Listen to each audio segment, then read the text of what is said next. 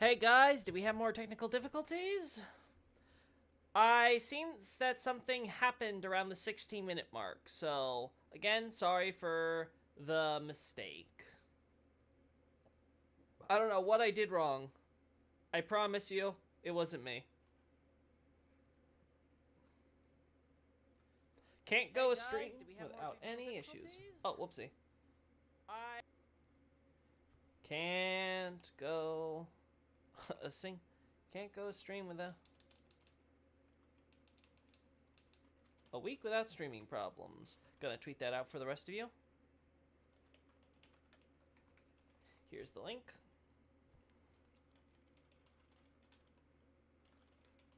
Let's try this again.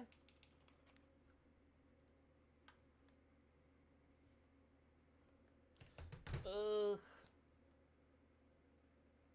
That magic arrow hit you so hard it ended the stream. Your router fell down the well with you, apparently. Yeah, apparently. So frustrating. So for what you guys missed, because I'm assuming you guys missed out at the 16-minute mark. So when I was going up the stairs, well, don't worry, I dealt with Professor Miriam. I was also taking my time. I don't know what happened. It looks like something broke and opened a separate thing, and I was like, oh, I think this will fix itself or whatever, but it didn't. It just did something weird. But hey, connection's back. At least I didn't have to restart my computer, so that's an upside. Yeah, so we haven't gone upstairs. Let's look at the item. We can't go a stream without problems. Darn. I guess this stream will be the well one. I'm gonna have to rename the first 16 minutes. I hate having gaps, and I wish I could notice them sooner. My thing was doing weird stuff, and I was like, is it there? Is it not there? Whatever. Whatever. One of the sorcerers of the Carrion Royal family. No duh. Someone's a master magic that fires projectiles. Yeah, sorcerer can da da da. Said to have been taught by the Crystallians to mark the swearing of the old Concord. So the Crystallians... See, I thought the Crystallians made a thing with the royal family, but it sounds like the Crystallians actually were dealing directly with Caria. And again, the Academy seems to predate the Carians by some bit, from what we can tell. But again, maybe I'm misunderstanding that. Naturally, there are rats in the rafters. They're either in the rafters or in the basement. They can never just be on ground level because everyone exterminates them. They're vermin.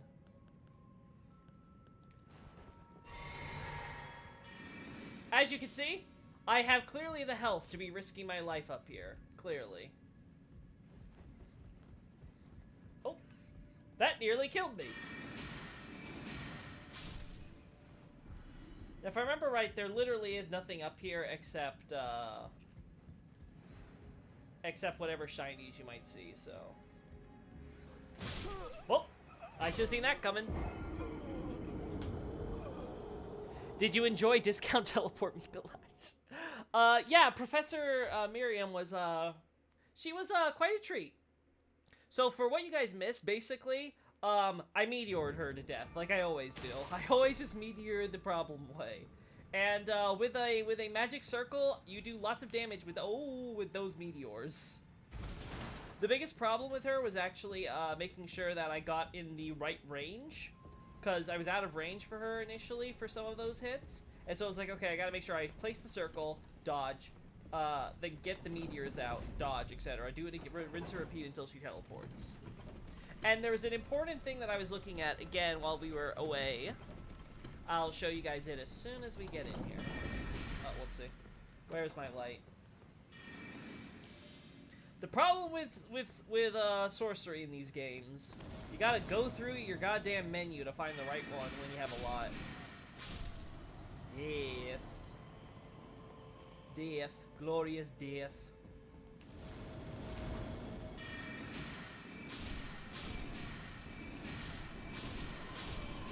Oh, no more. Puppets be gone! Interesting. We got the statue of the saint, but he's got an open book here.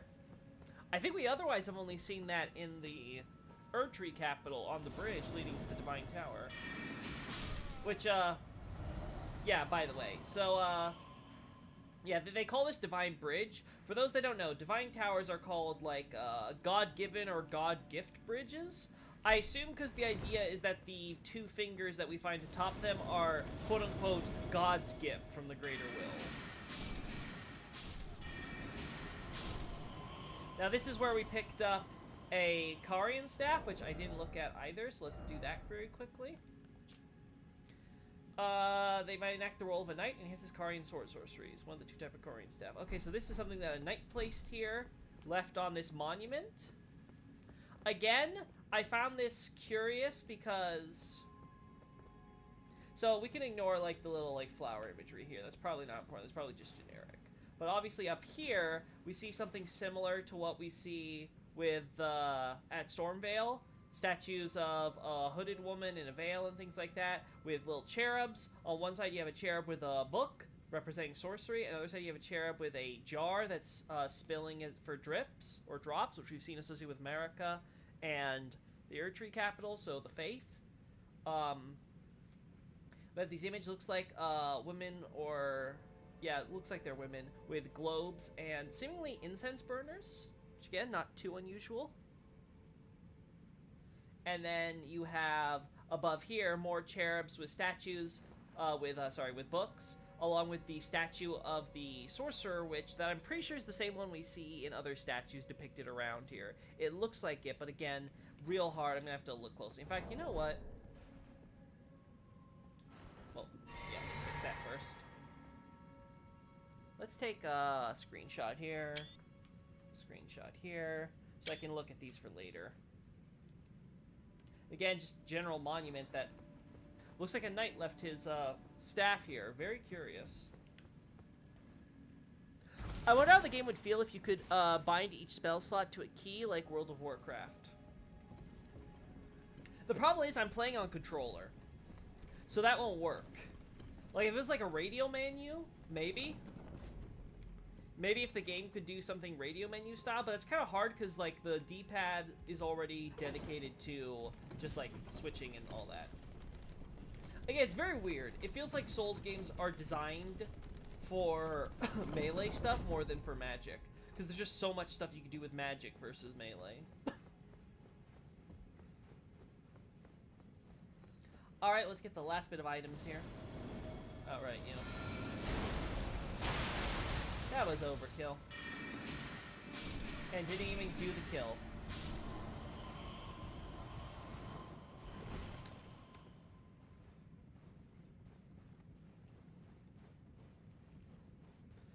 Ooh. That would be so clean. Yeah, it would be clean if we could make it work, for sure.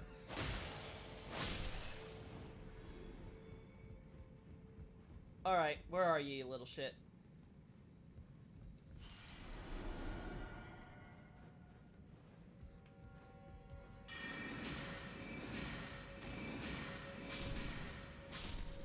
Actually hit you. Again, rats, I mentioned this again before the break. No, actually, no, this was after we got the stream back working. Rats, of course, have, being little vermin, like their rafters and their basements. You see this across all Miyazaki games because it's true in real life. Cerulean Seed Talisman. As if we needed more confirmation of a connection. So there's definitely an Erdtree connection here. What are the seeds for? The Erdtree was once perfect and eternal, and thus it was believed that Erdtree seeds could not exist. Cause, okay, right, because these seeds were the source of the minor Erdtrees. And we have new ones, being used to upgrade our flasks from the smaller trees, which came after the Elden Ring was broken. So the Erdtree was like, "Oh no, self-defense. Gotta spread my seed."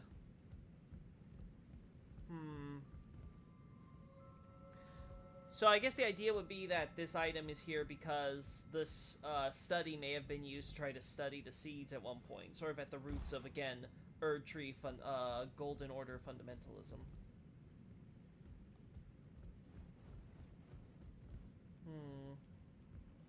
There's nothing on these, right? These just hang. They just hanging out. As you do. We can't really go here.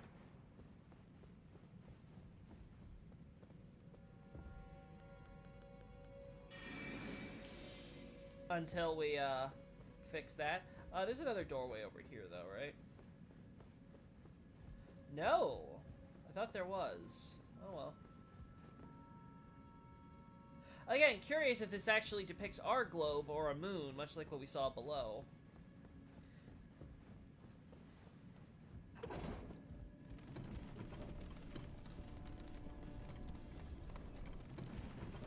Cerulean Tears.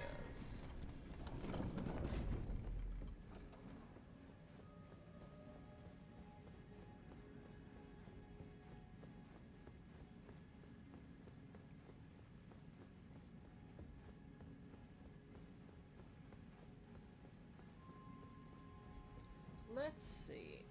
Anything interesting about the floor tiles? No.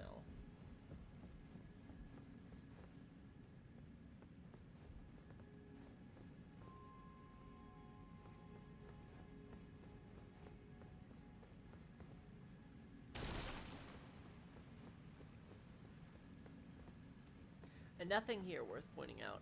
It seems like the seeds started to appear after Godwin's death, probably because he messed up the roots and glitched the system. I think the seeds are explicitly said to happen when the Elden Ring was broken, but I'll have to double check. In fact, you know what?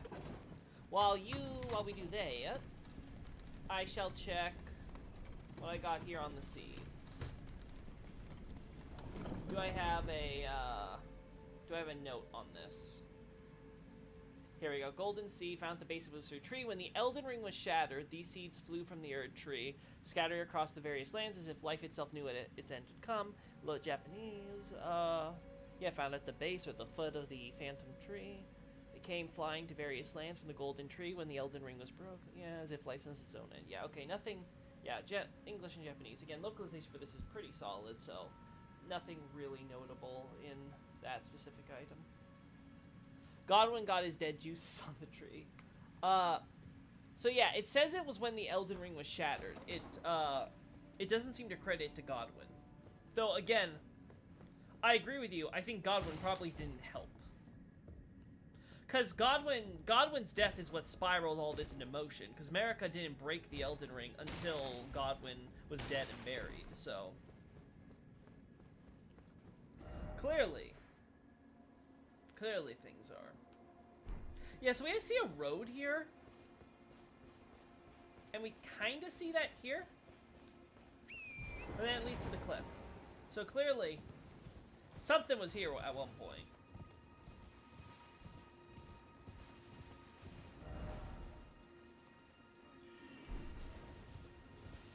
Let's look at here before I forget.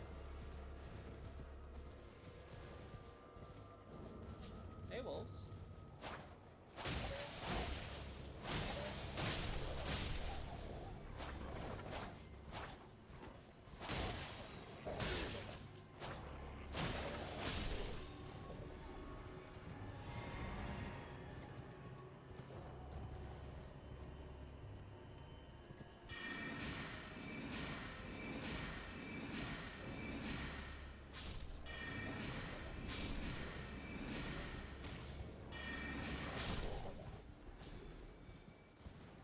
We have to get to like 45 or something, right? Yeah, 45, 70. Gotcha. All right, let's get our grace down here.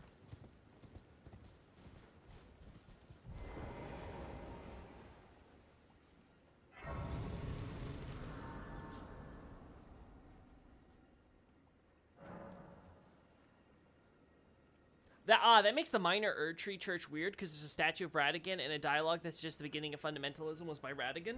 Oh yeah, lots of item and descriptions indicate that fundamentalism started by Radigan. You have to understand, there are two events. There is seemingly this initial seed thing, which seems to have started beforehand. That's where we get the big minor Erd trees. And now the current seeds are with the small phantom quote-unquote trees that we see currently, right? So like when the Elden Ring was shattered, tiny minor trees started showing up. Now, there's probably more on the minor phantom trees. That's what you're talking about with the fundamentalism and stuff. Like, I wouldn't be surprised if Marika and Radigan, when studying how all this came to pass, had some trees that they refused to let become big minor trees, right? Like, they wouldn't make them grow big. They would just let them be, like, maybe small size to keep for study into fundamentalism. This is why I thought it was Godwin's fault. Yeah, I get that saying. But again, you're not wrong completely, because again, Erdtree got broken because Godwin died, obviously. Like, that's what sort of kickstarted everything into motion.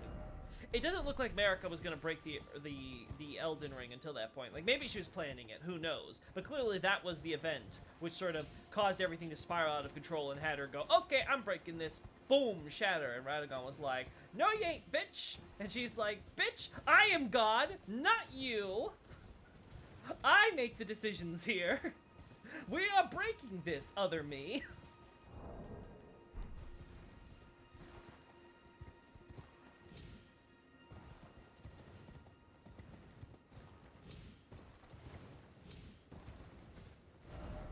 So yeah, nothing here to see, so we're gonna go... Hey, wolves, bye, wolves.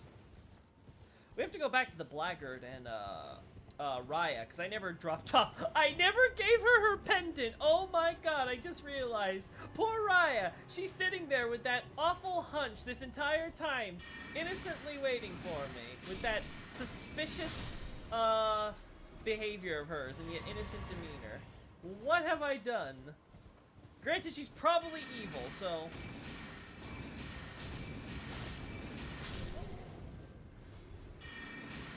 Hey, listen, I killed your thief boy. He was locked in an ever jail. Be happy. You should be grateful. I know it wouldn't make sense, because there's no way our character can just know item descriptions, but it would be hilarious if our character could talk and actually explain this shit. It would solve so many problems in Souls games if our character just was like, wait, I can explain! It would solve so many problems. Ah! You!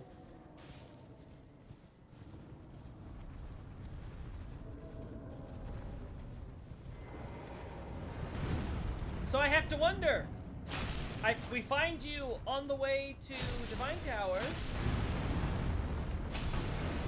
We find you here.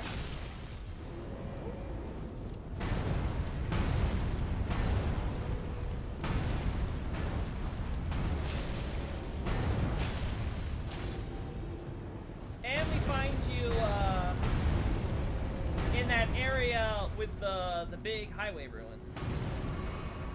Which actually, we haven't seen any of those here.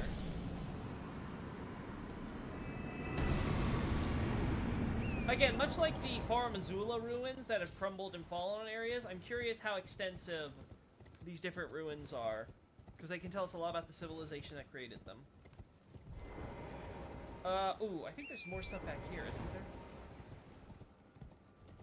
Yeah, because isn't there like a giant sorcerer ball back here? It could be that's like Dark Souls intro, where they skip that the gods create their own civilization before going to war. In the case, it just talks about Godwin's death.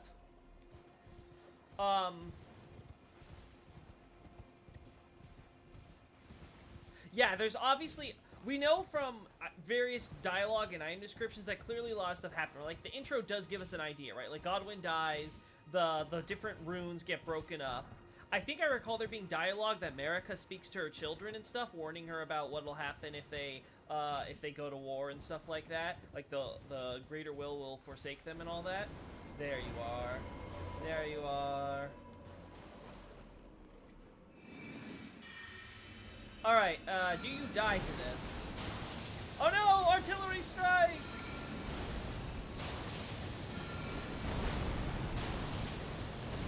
Yay! I gotta do this to the one in Caelid at some point. Oh. Oh. Oh. You just sleep, Mr. Room Bear. I don't want to disturb you. So yeah, we know that there's definitely a lot of events that are happening. I don't know if it's entire civilizations, though. I don't think it's something like Godwin dies, they build a whole civilization. I think it's more along the lines of... Clearly all the civilization stuff came before, because we have to have God... We have to have, Godfrey and Radigan and all that stuff. I think what occurred was that, the Elden Ring, the Crucible stuff ended originally, right? And then the Erd Tree started having seeds, which created the minor Erd Trees. This was weird to America and stuff, because again, the idea was that the Erd Tree was supposed to be eternal. And yet, that liveliness ended, and it's now giving seeds that create new life. So this is where we see the spawn of fundamentalism get in. And I think there's a line where she says, we aren't going to rely on blind faith anymore, right? So the indication is we've got to now use our intelligence, our ability to use logic, in order to understand our golden order. Again, the golden order is the golden regulation. In this case, the idea that it's the laws which govern this world. You know, laws of death, laws of causality, things like that. And this golden regulation, which regulates even the stars, is thereby fate, needs to be properly understood through intelligence and reason. Now, we know how this was originally spurned with the Nox, because the Nox obviously were all about stars and fate and intelligence and all that stuff, and the arcane and things like that. And they ended up being booted. But America as a Newman is like, okay, gotta now actually, maybe they had a point. Gotta look into this. Yeah, of course, I was referring to Dark Souls when I talked about civilization. Yeah. But yeah, there's definitely a case where, obviously, there's lots of necessary events in these games that opening cinematics don't cover. It's just, they're too big. There's only so much a 2-minute opening can cover. Dark Souls 1 cinematic is obviously infamous for this. Again, check my website, First Beginning. It's an excellent post which goes over most of the important bits of the cinematic. And Abyssal Archive has an entire chapter dedicated to this, and believe me, it's worthwhile. Now, we find a ball of sorcerers up top here, which is very curious, because does that mean that implies that there was some sort of experiment happening regarding the ruins down here. Now, if I recall correctly, this is Nox architecture, right? Yeah, it looks like it. Looks pretty Noxian. We got ourselves some ants.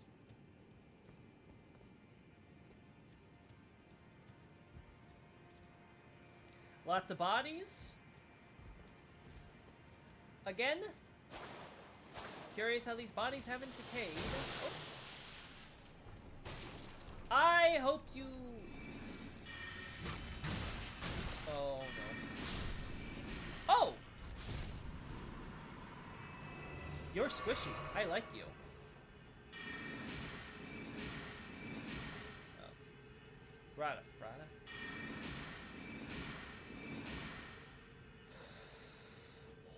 Boy.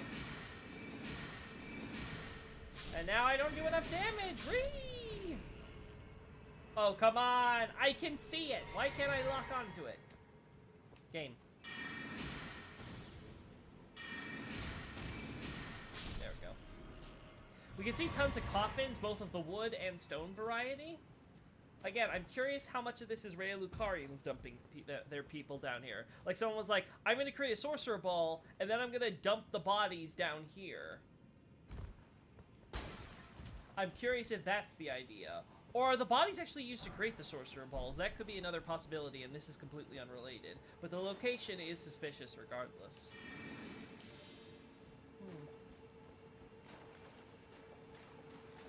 This is a dead end, isn't it? Yes, the idea is that the waterfalls bring stuff here. Now, this is interesting. Let me see a coffin here. Oh. Oh. Oh. Ow! Ow! What did I do to deserve this? Oh god, did I get the grace down here? I don't think I got the grace down here. Oh no. Oh no. Ay, mamma mia. Ah, mamma mia, bello toro. Ay, ay.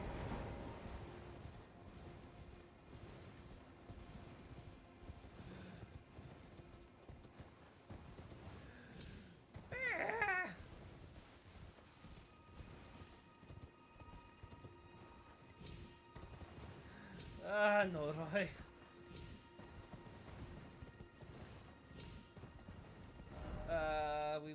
We can just go straight there. No problemo. We don't need to worry about the ads. But I gotta call up the lift, and that's gonna take some time. Oh boy. I hope Big Golem Boy doesn't respawn. He doesn't. Thank the Lord.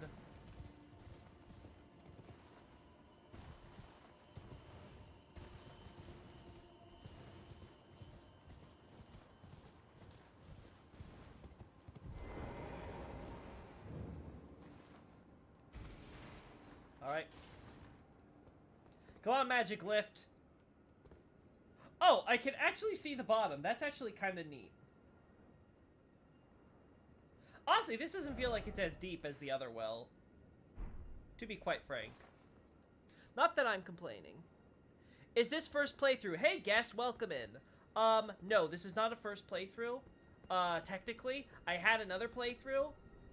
That I got, and I'm currently continuing with it because I actually did keep the data. I didn't realize this till later though, so I was like, okay, I want to start fresh with my, for you guys, for the streaming. So, this is technically my second playthrough happening kind of concurrent with my first. So yeah. And it's not blind, of course, because I have looked into the game's script well before I even started playing, so I'm kind of familiar with stuff, but I have a goldfish memory, so this stuff kind of is sort of blind, sort of new, so you kind of take it as it comes.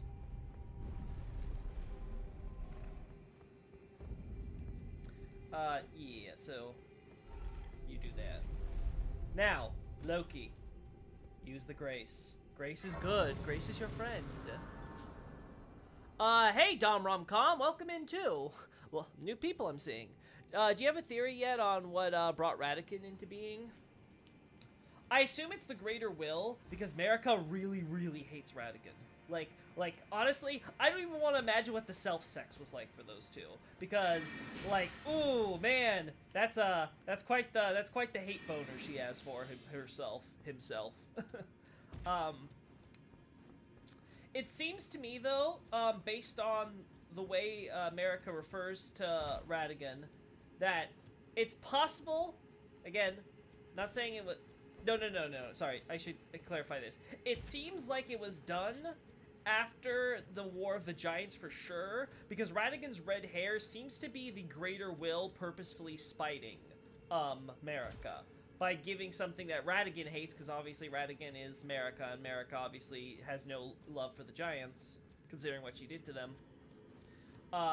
And he hates his red hair. And obviously everyone, the rumor, of course, is like, oh my god, is it because, like, is it the Giant's curse that he has red hair or whatever to have you do? Like, is that the thing? It's like, doesn't seem to be the curse of the Giants, most likely. Again, I could be wrong, but I definitely think it's definitely the Greater Will. Because it seems like Radigan exists to oppose Marika and be sort of like a safety check on her to make sure that she stays loyal. Well, Marika, of course, is considering treason because after all the different things that have happened to her over the course of the series, she seems to realize that, hey, she's disposable. Because, again, recall that the Gloam-Eyed Queen was a thing. There was, in fact, a time where Marika essentially... there was a time where Marika was essentially going to be replaced by the Gloam-Eyed Queen because she was Empyrean. So she had the potential to become the new god in place of Marika. And that ended up not working out, but it ended up showing to Marika for sure that, hey, she's disposable. So I think after that point, things between her and the Greater Will and the Faith were the same, right? And I think that a lot of what she does is a cover for her trying to understand and possibly potentially subvert the Greater Will ultimately. So that's like my tenuous theory. Though again, I have not played this game to completion. I have only seen some stuff regarding... Oh my god, 8 of these. Holy hell. Anything lore relevant that I should know about with all this? Where are you finding all your Grace Mimics, friend? There we go. Similar to Grace, this fetish... Okay, so a flat fetish indicating guidance of Grace. Craftable item. Only without any sense of order. I see. Can we craft this? No, we can't craft this yet. I'm curious what this is made of. Because depending on what it's from, might indicate what's in these coffins based on this location. But again, we need more. I need more data. Not falling for that again. But god dang, do I need my magic circle? Oh, speaking of, I'm going the wrong way. Magic circle!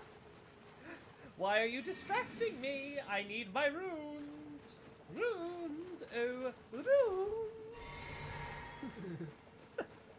Oh my gosh. I'm a dope. I'm a dope. Where's our buddy? Ooh, you know what? I might want to use the piercer for this area. Might be better to actually not go range. Screw you. And there we go.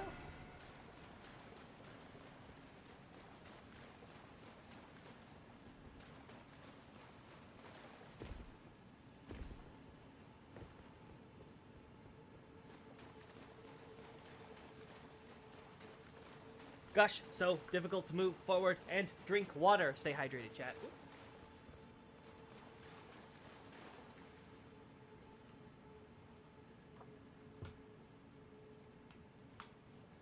So the coffins seem to possibly flow, as I mentioned, oh wait, we don't have a map, from the waterfall up above.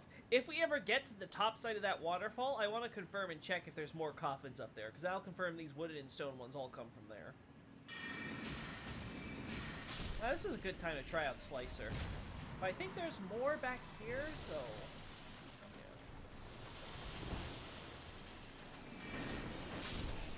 yeah. A little better. Let's try Pierce. Oh, you come out of the ground!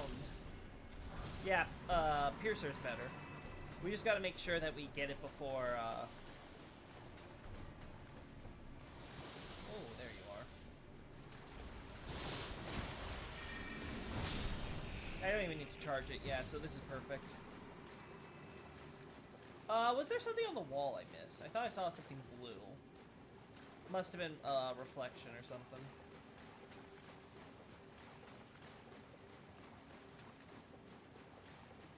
You know, I'm not liking the, OBS, filters. Let's go to this, yeah. There we go. Oh... let's see now. Oh.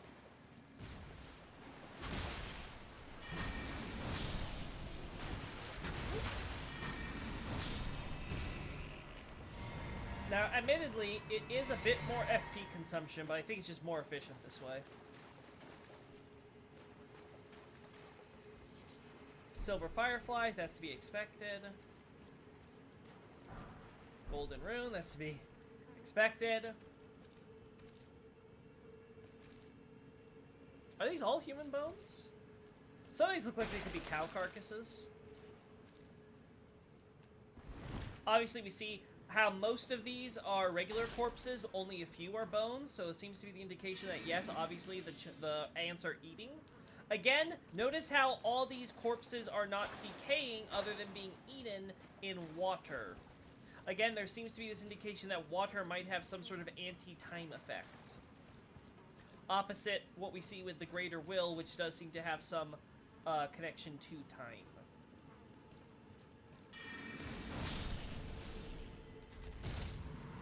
Eden body. Is there... what's over here? Oh, it's been so many months since I've been through this area with my confessor. Alright, this is the Nox. This is actually probably good for us to get through first. Smithing Stone. This is where all the Smithing Stone 3s have been. Shattershot Arrow.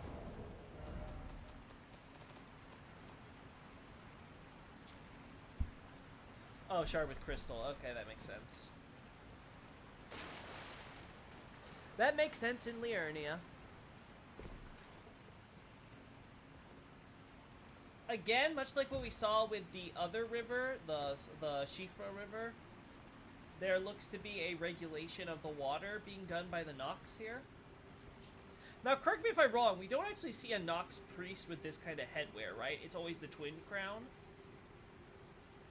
I'm curious if there was another type of priest once upon a time before the current priestesses took over. Because we have, obviously, the Nox priest monk thing with the... that have the normal no crown. But these have a singular crown. And that has me suspicious.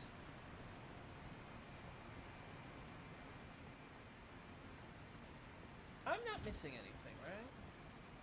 For some reason, I feel like I'm forgetting a map or something here.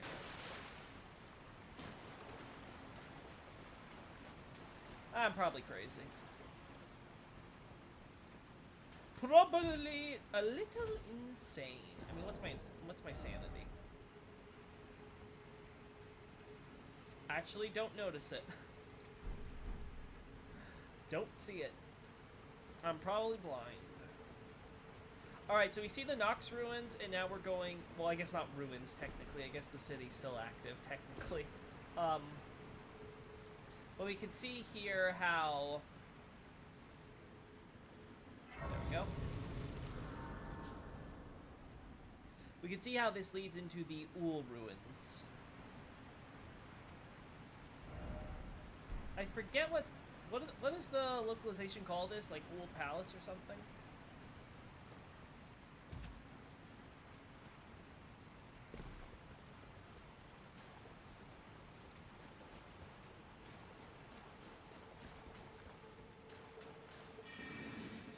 If you have sleep, you can knock off the Nox from the ants, then the ants fight them. Do we fight Nox on ants in this area? I mean, good to know either way. That makes sense, though, because, the ants seem to be native here, so I guess the idea is that they are forcibly trained, quote-unquote. So that way they can be ridden by Nox. We see their eggs. There's Big Mama.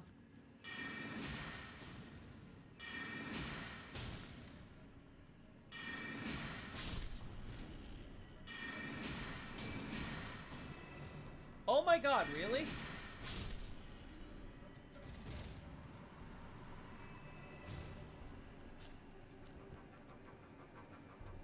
But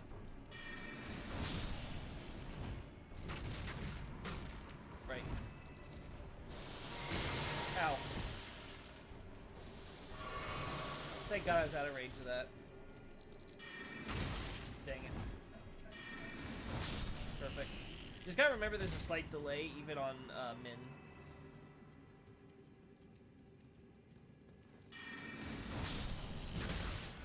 Too bad I can't spam this either once I get it going.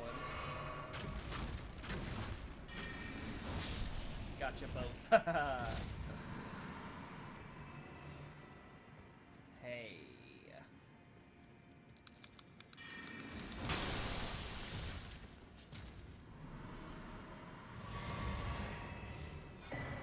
Gives us a golden rune and a rune arc. That is impressive. So mommy ants get big runes. Naturally. Bearded man holding tablets, my favorite statue. I can't imagine. It's a good statue if you ask me. I like it a lot. We have this idea of oracles, too, with the claymen and stuff, so this does seem to give the idea that this man is some sort of representative of some sort of prophet. I wish I could get a clear shot of what his, well, that one we can kind of see. I vaguely recall seeing something like this in, like, a history book or something like that. The one down here. I assume it may be the same with the one up there. So maybe it's not too important, but there is this idea of, like, preserving the past. One, he leaves one stone at his feet. So it's kind of this idea almost maybe of discarding one element and holding up another. Picking up something new, perhaps. There's his head, the other statue. Guess things didn't work out for our buddy there.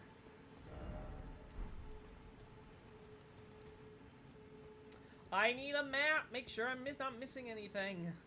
I don't remember these places. Livingstone 4.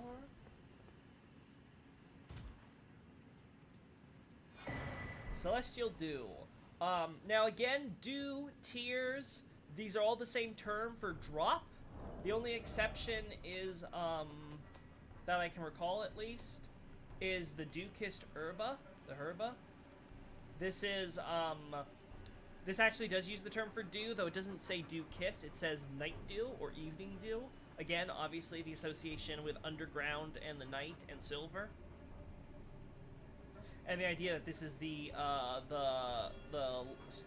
starlight that it's absorbing, of course. So stars we've seen associated with, well, stars slash, I guess, sorcery magic and stuff, we've seen associated with rock, stars, starlight, obviously, water, again, not surprising, assuming that the sky above is just a giant body of water, much like in Bloodborne. God, that's too overexposed. Oh, you guys. Do you bleed? It doesn't matter, because you don't flinch. You boys are just big and muddy. You are not worth the kill. I'm just going to look for things, if you don't mind. More smithing stones. That was kind of pathetic. More golden runes.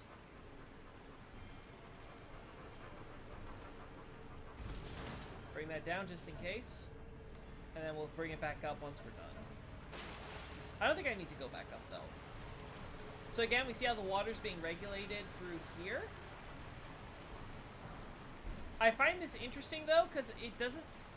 Does it extend that far? Like, do we see them using the river for anything important? Perhaps they use water for their rituals. Because for those that don't know, mercury, the all-famous, all-great alchemical ingredient in Japanese, literally means water silver. So, again, it's the idea that, you know, it's like silver, but watery, right? But in the context of Bloodborne and Elden Ring, it will take on a new context, given the association, again, we see with water and magic and things like that. Is the water used combined with, like, silver metal in order to create the silver we see for Silver Tears and Albinaurics, who, again, Albinaurics, their Japanese name is simply the Silvermen, Silver People. Oh. Ooh, look at all those bubbles you guys produce. Don't you feel so special? We got the river, and that leads to here. Oh, cave.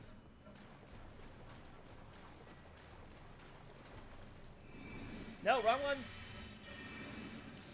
Don't follow me.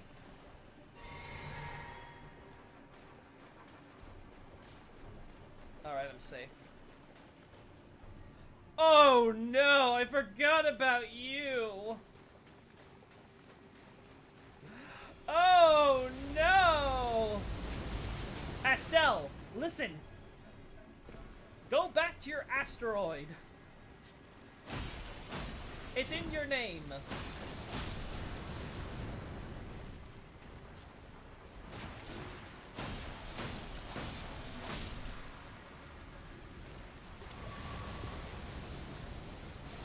Nothing here, nothing here.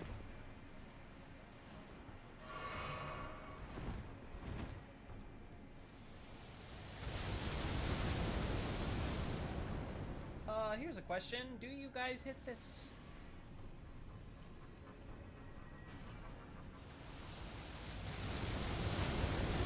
Yes, you do. Not very effective, but whatever. That wasn't even worth the loot. God dang this game. This addicting looting, and yet the loot is almost never worth it.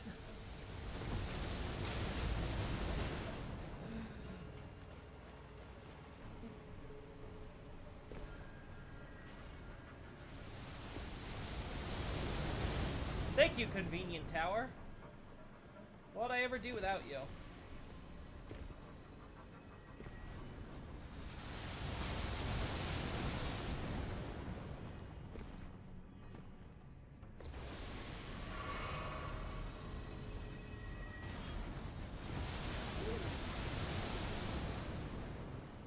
Don't make me have to out-meteor you. I will out-meteor you. Oh boy. Meteor you. Oh!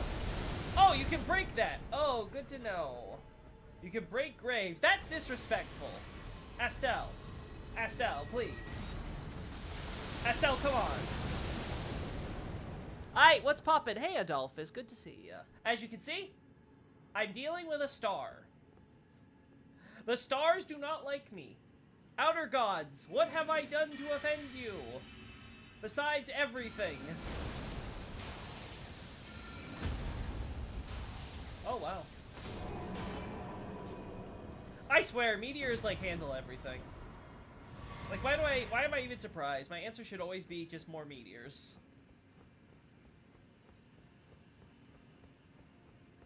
Also, he completely forgot about me after shooting me for a while. That's kind of hilarious. Will I survive these drops? God, I hope so.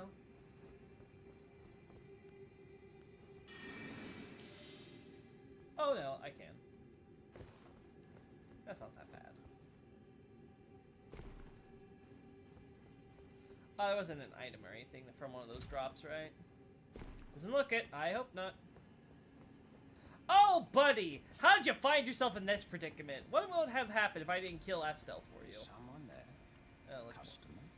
Well, how long has it been?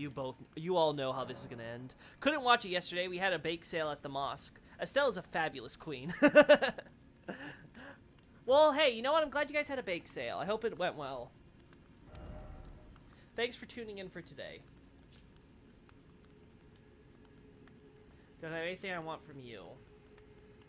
Oh yeah, so I don't know if I finished what I was saying, but again, these are drops, tiers, tiers, dew, drop. Those are what these are called. So this isn't a celestial dew. This is a star drop. Because again, drop of the stars. Similar to, again, the idea being that I think Brightstone is called the Amber of the Stars in the same way that the, or I think it's a fragment of Amber of the Stars. I have to double check. The same as how, obviously, the Erd Tree's quote-unquote sap is the, Amber. Something else? The golden Amber. You don't got anything for me, dude? So, I'm sorry, but you're inconvenient to come back to, and you know what that means. Well, you don't know. Wow. Dude is, pretty chill about getting backstabbed. I mean, you don't see me complain. Hey, buddy. This was what we do. No different than a plague. That I wanted was solitude.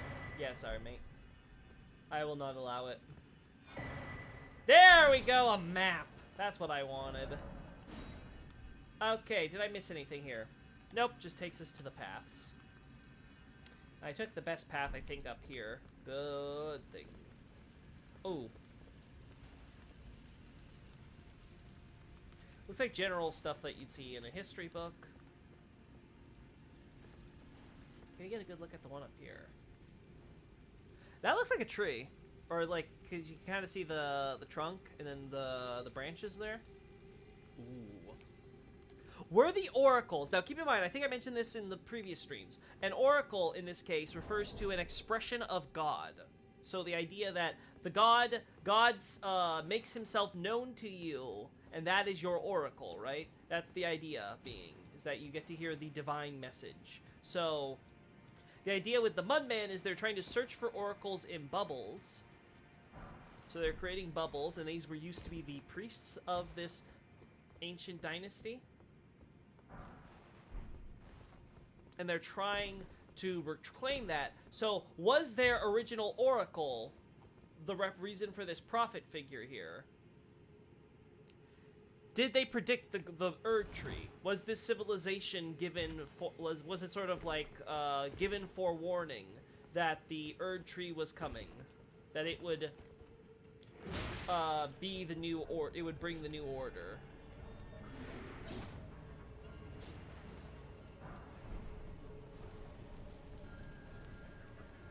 It's interesting how we see these guys with spears and stuff, and we see them searching through the water too.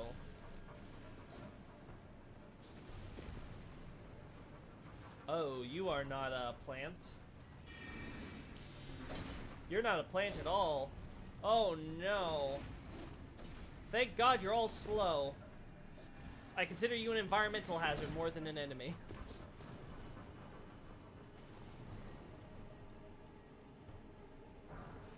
Shield grease.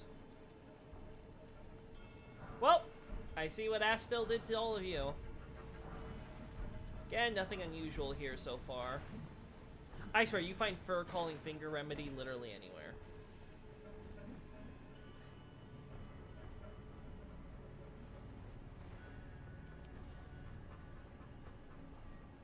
Don't see anything here.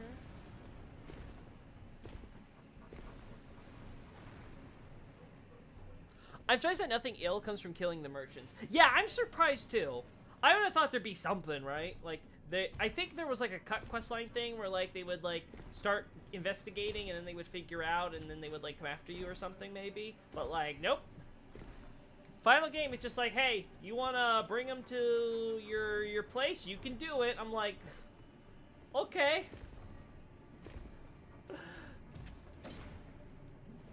Whatever. Huh, yeah, another example of an old civilization below ground. Nox, ancestral worshippers, and the Claymen who've served the Ul dynasty. Yeah, so we see Claymen... Yeah, here's the question. Is the Ul dynasty, like, just this area, or is it all these ruins, like the ones we see in Shifra River? Are they all part of the same dynasty, or are they part of a separate dynasty? That's what I'm curious about. Ooh, a rock sling. I assume that does magic? Otherwise, the blue is a bit confusing to me. Miyazaki, you have trained me. Where's the magic damage? Where's the magical fiery explosions? But yeah, so we have Nox, who seem to be the latest underground residents. Because they were banished seemingly after Erdtree Capital and stuff get established. Ancestral worshippers, from what I can tell, they seem to be the descendants of the Ul dynasty, or the ancient dynasty as the game seems to be calling them. Again, maybe there was multiple dynasties and they existed around here, hence why Mog likes to call his place his dynasty. Actually, we have a map now, so what does the localization call this place? Dang it, but I'm in combat! Yes, I get it, you're fishing through rocks. Wonderful. I'm so glad you're spearfishing. Now this is where the Nox are directing the river through. Again, I'm very curious because I don't find any Nox stuff beyond here. Very curious. Come on, let me look at my thing. I swear, this combat music has to be the most annoying one. Not that it's bad or anything. It's just it seems to be the most obnoxious one of them all when you're wanting the combat to end. I don't know what it is. Something about those strings, and I love strings. Something about that just gets on my nerves after a while. We go here. Okay, yeah. Now this is the way we go, and that takes us here. Perfect. And we're almost at a level up potential, so that's cool. The game calls these the Ul Palace Ruins. Now, what does the Japanese call? This is why I'm glad I opened had my notes open for this for you guys, so that way I can more readily remember all these different names. Okay, we want to look underground, right? Shifa River, Noctron, Horncorp Spirit Grounds, Aqueduct, Ainsel River, Ul's yeah, okay, yeah, I was right. So the term here is used as dynasty, not palace. Now there is some connection with the kanji and the idea of a royal court, so there is some justification for maybe calling it a palace in the localization, but again, the term is primarily used to mean like a dynasty, a royal dynasty to be specific. So there is the idea that this was a kind of kingdom down here. Now, again, I don't know if Ul is the only one, but there is at least some connection. Now, the river flows down here. How does that work out? Oh, I should switch so I can see chat. Whoopsie, sorry, chat. Was Ul around the time the rock god incident? I should read more descriptions. This is where we find the Rotten Lake, right? Let's see. I think the Ul ruins are characterized by the presence of those statues depicting the robe old men clutching a tablet. Okay, yeah, but I'm saying, are those all the same ruins? Or, like, so for example, where is Shifra? Okay, so here's the Shifra River. This is the Hollow Home Grounds. We don't get a name for this area. So we know there are ruins related to this civilization, these ancient dynasty or ancient dynasties here, right? So there's multiple eternal cities or eternal capitals, right? So the Nox have different metropolises, kind of with their own, like, kind of sub-civilization, right? They weren't all one united people, per se. Completely united, I should say. Was something similar here, where there was a royal dynasty of Ul here. But there was also a different dynasty all the way down here, because they're so far apart. And if I remember correctly, look at... the Mogwin has his palace, though again, same term, dynasty here.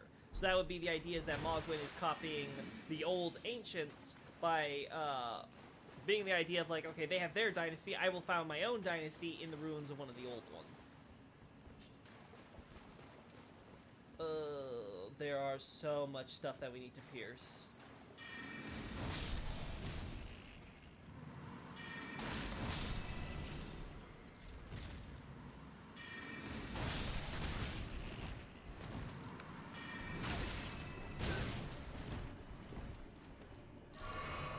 Dang it.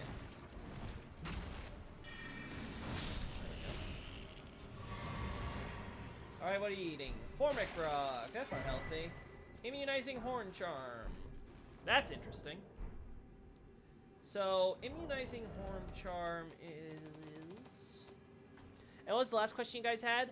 Was Ul around the time of the rock god? I should read more descriptions. Again, if this is the place where the Rotten Lake is, I assume that Ul is the civilization related to the rock god, because there's a continuation in the ruins. Least favorite boss so far. Oh god, in this game? God, there's a lot of bosses not to like for one reason or another in this game so far. Oh boy, I don't know where to start. I'm gonna have to think on that one. Oh yeah, that's interesting. It seems things would bleed together and or the Nox established themselves after the fall of Ul, and thus the ruins are left closer to Nox areas. Yeah, so what my understanding is simply this. There was an ancient civilization below ground. There was also an ancient civilization above ground. The ones below ground were probably separate, right? Similar to what we see with the Eternal Cities later. So what happened is you have Ul here, you have whatever this was, and then later the Nox come after Erdtree Capital and they build atop it with the, this one is Nukron, right? And there's also Noxtella, and there's the Nameless Eternal City. So...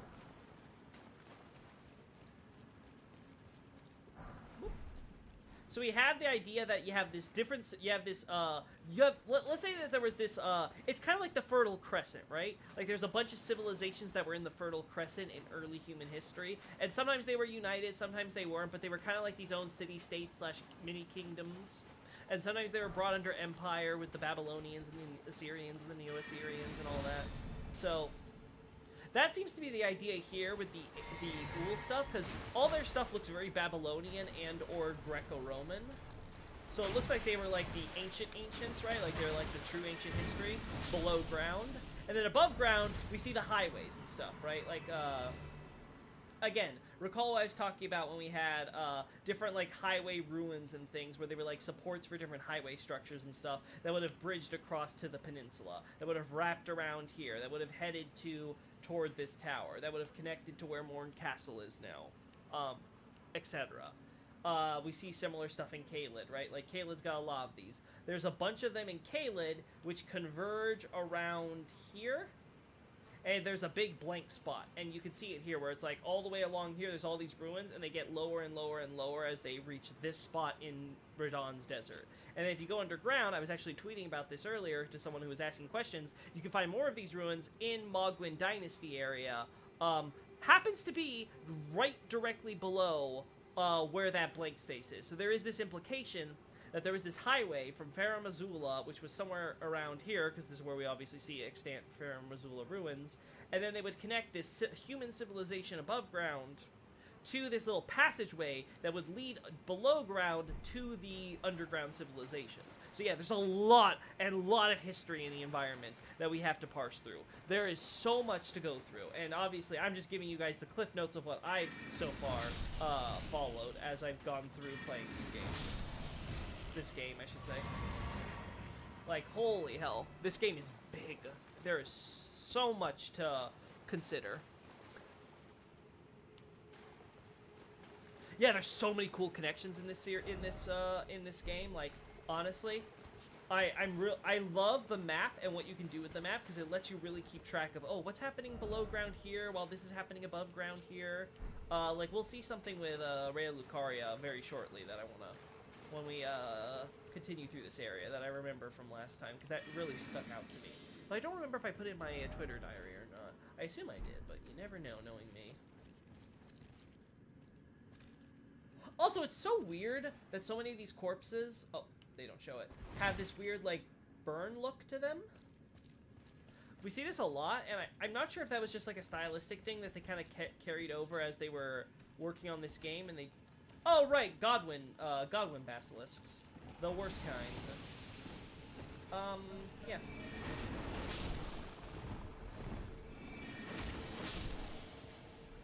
Yep. Godwin basilisks.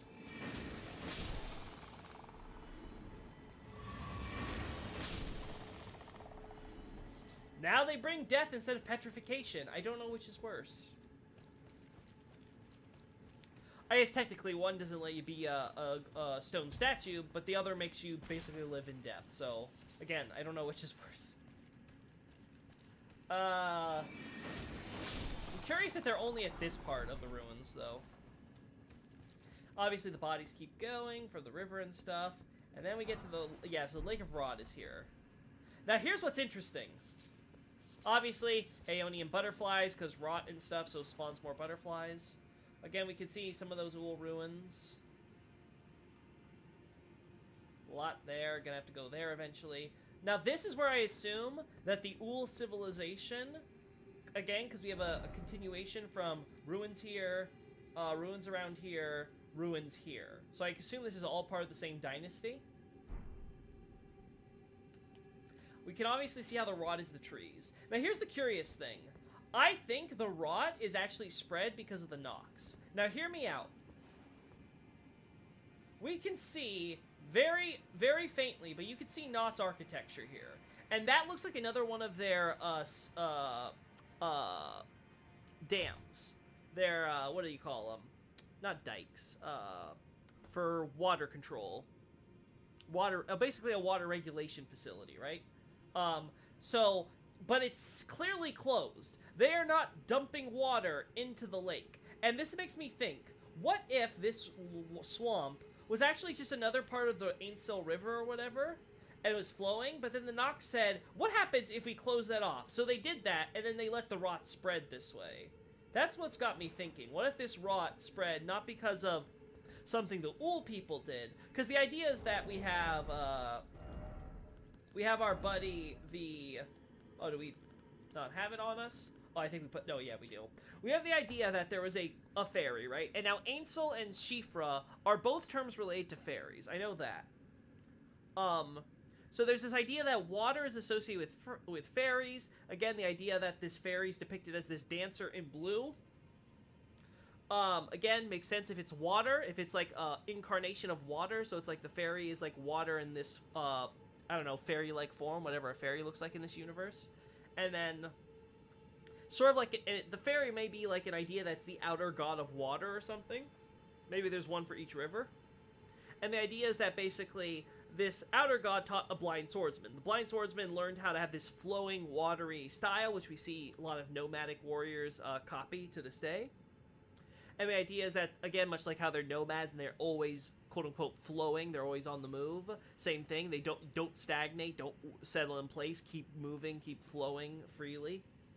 So the idea seems to be that they an ancient god of rot, basically, right? Like an ancient god that is the rot itself. So here's the thing: what if the Nox released the rot god and stopped the water flow? So they basically clogged up the river, they staunched the river, and let the rot consume this area as like an experiment. That's my thinking. Because clearly there was life and stuff here for some time, because there are trees that are now rotting and dead, and we see monuments and stuff. Now, the next thing that's interesting to me here is this. We see lots of big crystals here. That's a lot of crystals. And that seems to be directly beneath the Academy. So I'm wondering if the Academy was purposefully founded on these crystals, or are these crystals growing from the ceiling because the Academy's there? Again, I'm always asking in this game, what came first, the chicken or the egg? Very important we establish the cosmology and the rules of this universe. Why are these crystals forming? Is it because there's a lot of magic power concentrated here, and therefore it seeps into the earth, and that gets underground and forms crystals? Or are the crystals there with all the magic power, for whatever reason they collect here? That might explain why the Ul civilization is here, in part. And then the Academy, recognizing that this is a huge nexus of magic power, built the Academy here. The sorcerers, the stargazers. Again, lots of factors to consider. Makes sense. Yep, makes sense. You're not even done and have already provided a more clear distinction compared to what I've heard from most.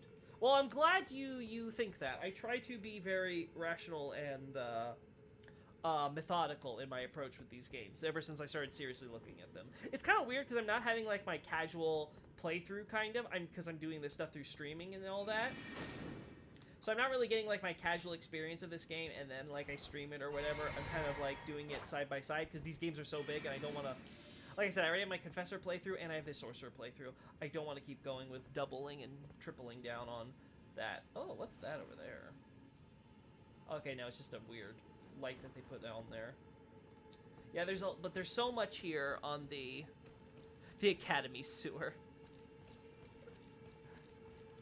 But yeah, there's so much here that there's so much here to go through, and it's very important that we document it all. For those, I'll actually give you guys a heads up. I am basically working on creating a Discord server. So that way we can actually have a community thing, so you can help like with the documenting of all this stuff. Because I know I've gotten a lot of questions from you guys over the years about, oh, where do I go? What's a good community I can go to bring my theories and like do some like serious like lore analysis stuff. And like I don't really use my Discord because I'm just so busy doing other stuff like streaming right now. So I just don't have the time to like check in on what communities are doing and all that. So I'm thinking, you know what? If people are having so much trouble finding a community and they're coming to me for advice because they really like my work and they're looking for people who do what I do as like a group thing, why don't I create that and get people who really like my work, like my methodology, want to kind of copy it or like do something similar to what I do, and we create like a little community on Discord for that. And that way, it'll also be a great way for you guys to like get sneak peeks at what I do. When I'm working on like different posts for the website and things like that, I can announce my my streams from there and not just on Twitter and things like that. I'm thinking of doing something to that nature. Guest, you removed some stuff. I hope it wasn't anything that YouTube might be concerned with. Oh, and speaking of Godwin and those basilisks, does the Japanese provide any contracts of Godric's lineage? Like, is his claim a farce, or he's invalid child, or simply a far descendant? The latter. The series, so, here's the thing. Demigods, quote-unquote, are defined by our finger reader lady, the lady who lets us work with the remembrances and all that, as the direct offspring of America. But, what the Japanese does make incredibly clear is that Godric is the exception. He's the one demigod, and Miyazaki alluded to this back in interviews before the game released. He would talk about how be like, oh yeah, demigods are America's children, blah, blah, blah, blah. Except, you know, with Godric, there's maybe a little bit more going on there, right? And the idea with Godric is that he's the exception. He's a distant descendant. He's not a direct descendant of America. He's, again, kind of very distant far, so he's got weak blood, so things don't work out with him the same way. That's the idea going on with him. It's not that his claim is a farce, it's just that it's very weak. Much like him. He's not someone that anyone would expect is a serious contender for the throne, as it were. Because again, he's super weak. He has to use grafting to kind of sort of compete, and he's one of the easiest bosses. He's the easiest boss of all the ones we can fight, except maybe Renala. Oh no. No. We are leveling up before we do that. A sort of Loki Discord or something. That's a neat idea. Yeah, that's the idea. So, again, if you guys want to do that and join, again, I will have that done. I'll be promoting and stuff soon. I'm giving you guys a heads up here. Don't tell anyone. It's still a secret. Shh. But, yeah. We shall... Hopefully that'll work out, because I really want to do it now that Abyssal Archive is out and stuff, especially, so you guys can, like, have a place to chat about it and things like that. Chat about Dark Souls 1 lore and what is there and all that, or yell at me, tell me how I'm completely wrong and clearly I know nothing, and yada yada yada. You know, either or.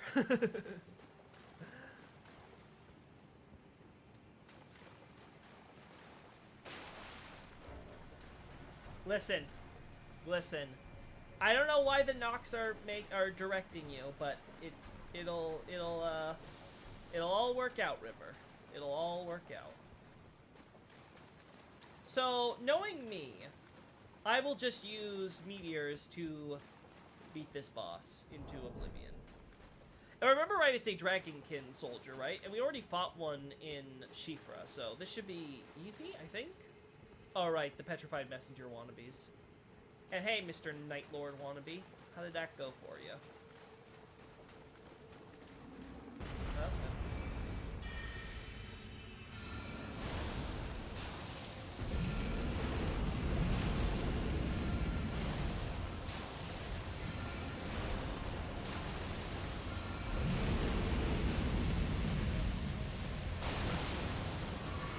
Dang it, wrong one.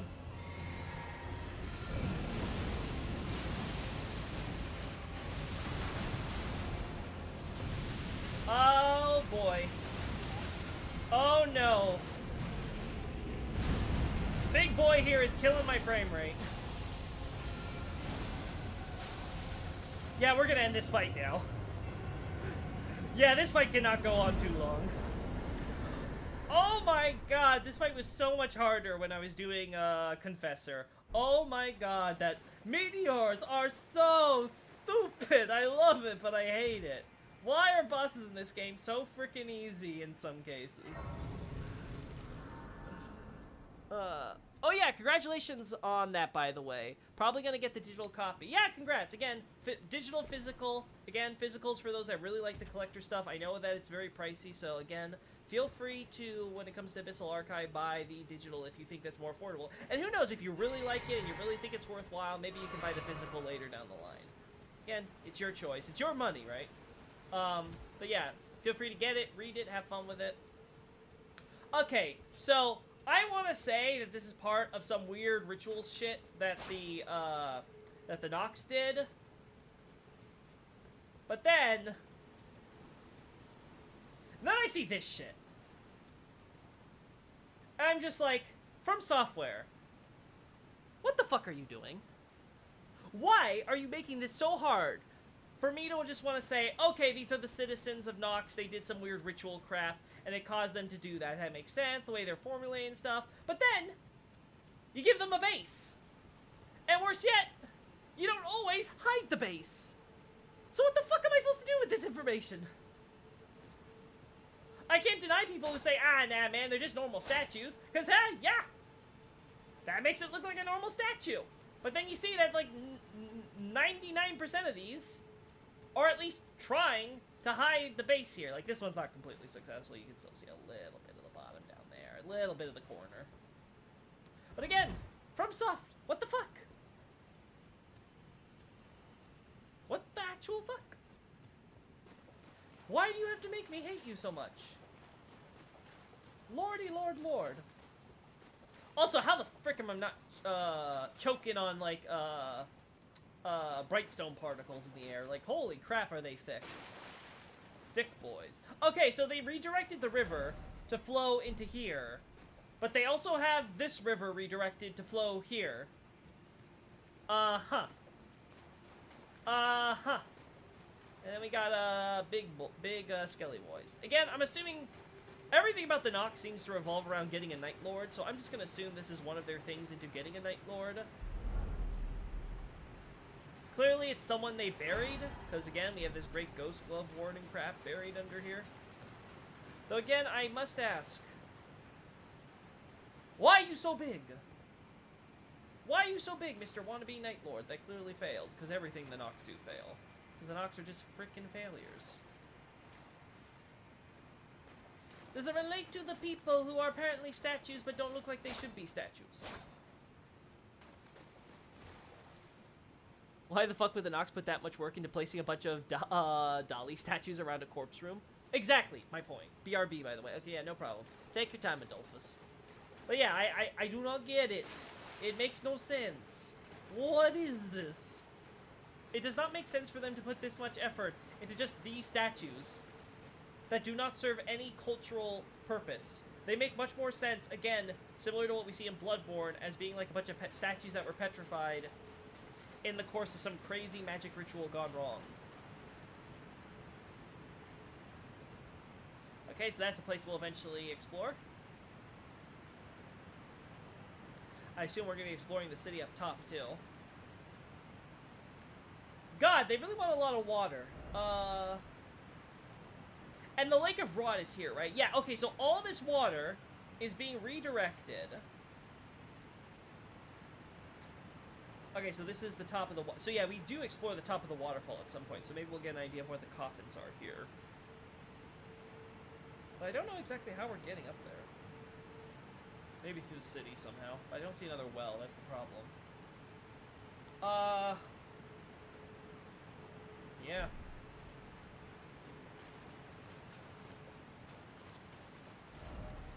This seems to all direct the water here, and then the water would flow... Again, this is where we get into the Lake of Rot territory, so Lake of Rot's around here, I assume. So if they have a rot in lake here, it seems like all the water was here to flow to create a river that would normally flow here, and they kept the flowing going everywhere except this last juncture.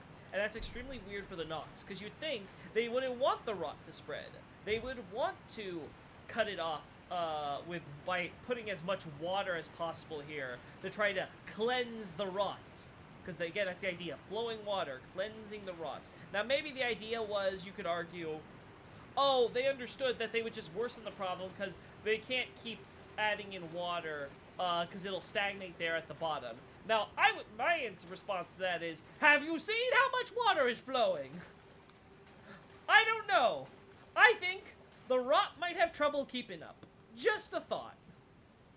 Just a feeling, especially if water flow was what sealed the rock god originally, with that blind swordsman learning the flow of water with his blade. He's like, hey, river said hello. Just did some spin slashes. Nothing really there. And we don't really get enough runes to justify that. So I guess we're back above ground. That was actually rather short. Where do we go from here? I guess it's time to head north. I guess because we could see more ruins up here. Now this is where it's interesting, because we have a Nox well. But we do see ruins related to the ancient dynasty above ground. And I think this is the only instance we see of that. What do we see here? I'm gonna mark this, because, yeah, I think the ruins are, like, here? Or something like that, right? And that corresponds to where Nox are below ground. Again, it makes me wonder if there's a way underground and above ground through these ruins. Like, this was, like, the place... Again, like I said before, there was an above-ground civilization that had a way to get down into the underground ruins. Maybe there's a way that the underground ruins, the ancient dynasty, got up to the surface world when they needed to.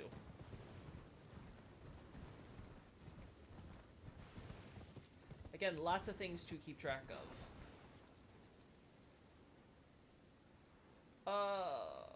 There's the tower. There's the tree. There's the low poly walls. There's the ghost banners. Oh god, we have to do this in rain? Oh dear lord. Well, chat, I'm in hell. It was nice knowing you. But hell taketh me. Thy name? Yeah, I get it. You're here to lure me into a false sense of security. Oh, this place will be easy. It'll be fine. It'll be good. Old Palace Ruins. Oh, so this is different from Ool.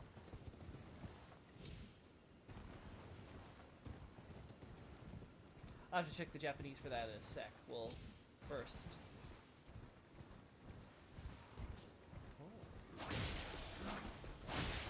Oh. Oh my god, are the archers not prepared? Oh no, you just fell, that's why.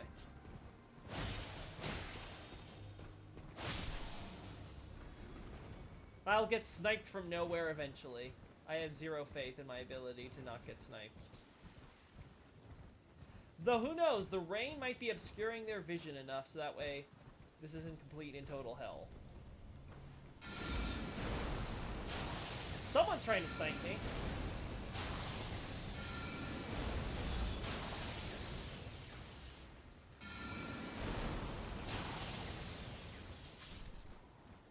Oh, you. Earthly flower.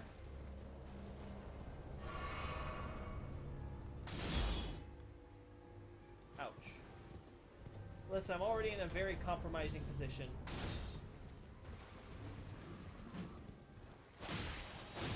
Yes, take out the bow. No more bow. Bow is bad. Bow is evil. Never use bow. Bow is terrifying. You know what? Thank you, Lord, for the rain. Greater will, I appreciate you. Thank you for not hitting me with your rays today. Also, lots of tarnished...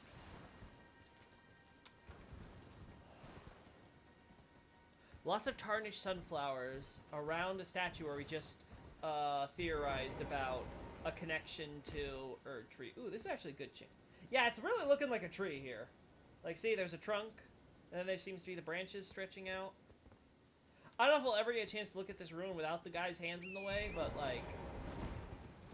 I'm getting the feeling that the Clayman's oracles are like, what do we do? The Earth Tree's here! What do we do, God? And God's like, nah, man. I told you what to do. You guys should know. Go to my big capital on the surface. Do I need to hold your hand through everything? Alrighty. Let us continue.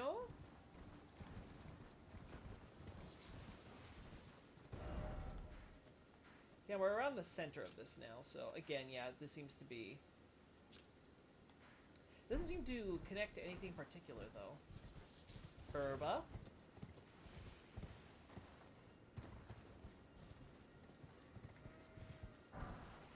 Oh, Frenzy Flamestone. Well, now.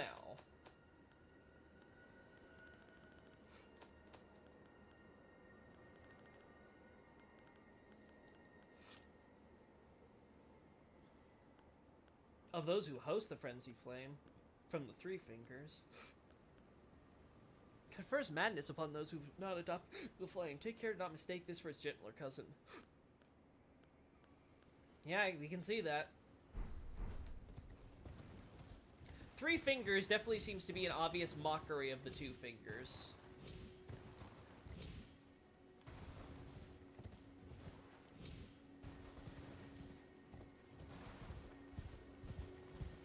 So many of these statues. I guess this head belongs to this boy here, though I don't know how you got all the way over here, buddy. You... Honestly, though, same can be said for this upper body here. How the hell does this manage to not only fall, but fall and turn and make such a distance so that way it forms a perfect bridge? I don't know. Might be hacks. Also, it doesn't help that this upper half is already there. So, like, oh boy. These developers, man. Nope, Elden Ring is a perfect game with no flaws whatsoever. It won Game of the Year and everything. What? Oh, what? Where do we go from here? This way? Honestly, we can,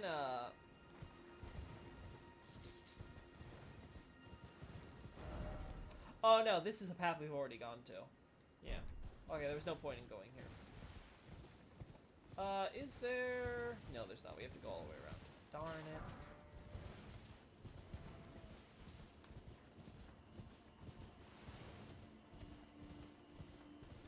Darn it.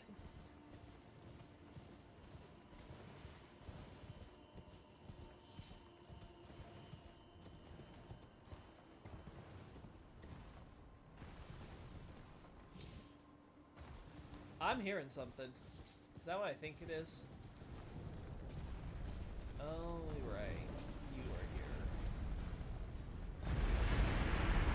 Oh, and you jump. I don't remember you jumping. Oh. Well, no.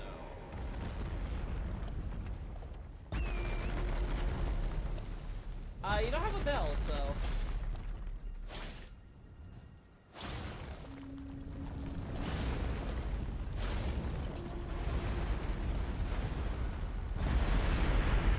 That's a lot of force.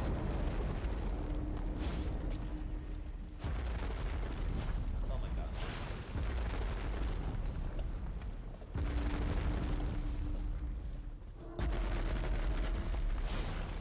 Seems like it's the same strategy here, though. Except the boy jumps every now and then. I see you have many victims. Oh! I guess I did it. Whoopee. Whoopee, I guess. Also, lake. Little pond.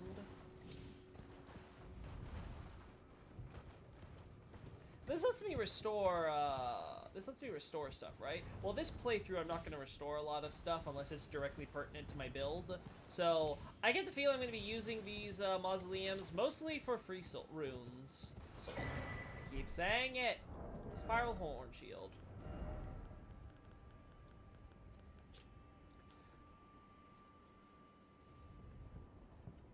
Who once given it to a tarnished warrior who cultivated close ties to the ancestral followers. Well, if this is the Tarnished Warrior, it didn't work out, huh? Interesting, though. So the Ancestral Followers. I'm wondering if we're going to meet that Tarnished or have indication of that character later on. Okay, it seems too random to specifically name it as a Tarnished. Feels like that's someone we should learn about or be able to infer as a character. There are so many skulls here! How many people died at this lake? Goodness me!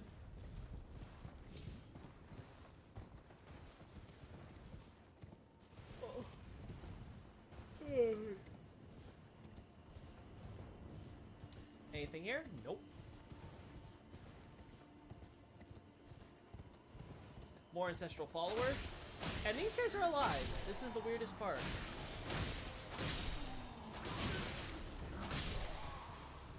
This is the weirdest part.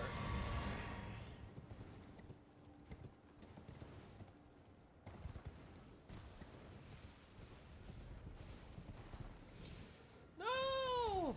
Oh, I hope I can get back up there. Oh no. Oh no! No! Room Bear! My mortal nemesis! Why? Why?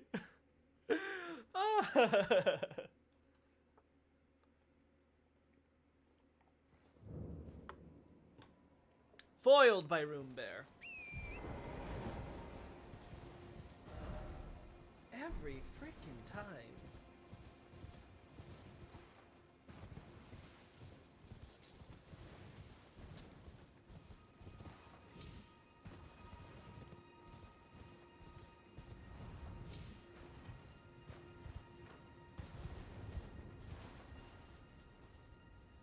Huh.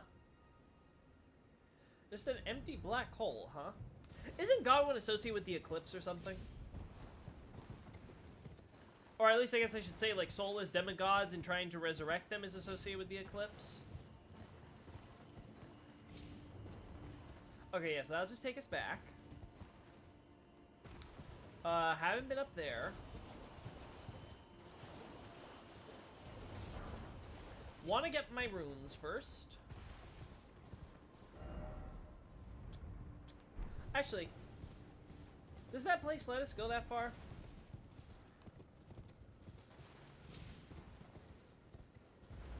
Yeah, it does actually. Huh. Oh god, there's another of you, right. Right. The group of mausoleums. Mausoleums!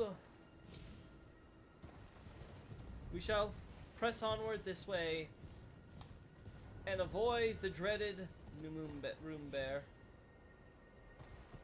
Thank god I didn't die from that. I was about to say if I died because I accidentally prolonged my fall.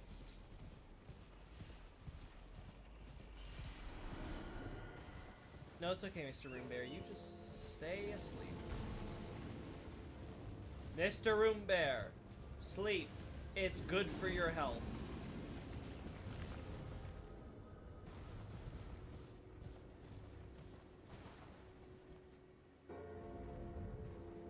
Oh. Right. There's not just the two. God, this game is so pretty.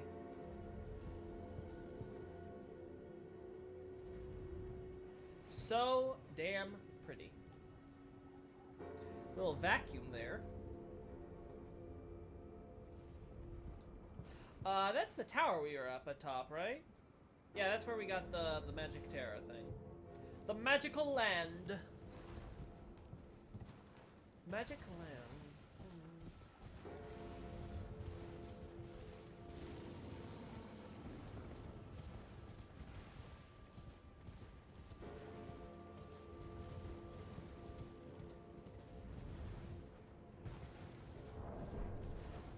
Isn't there a grace like over by here that would be more useful? Yeah, I think that's that in the distance. God, I don't remember how I get there.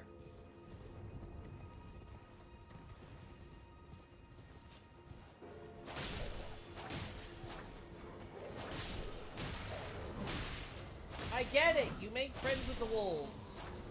Make your Dancing with Wolves sequel. I don't care. Just don't bug me.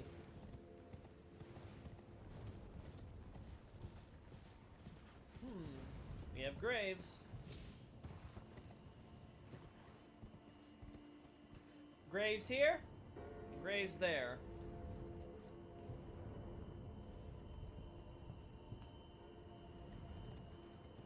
More ruins. Looks like blocking the highway.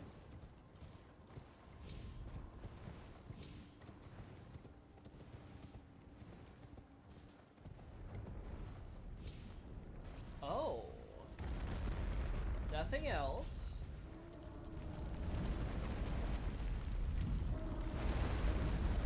I was about to say, are you gonna collapse on your own, buddy? That would save me the trouble. Also, your legs are stretching in weird ways.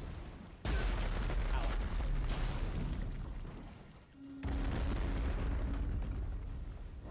Oh no, I missed it.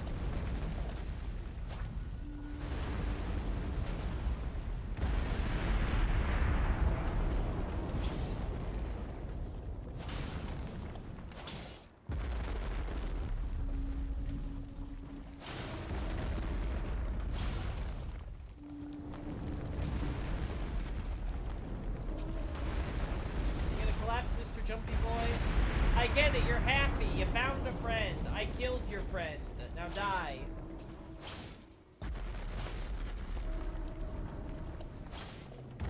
I swear, you power these with the dead.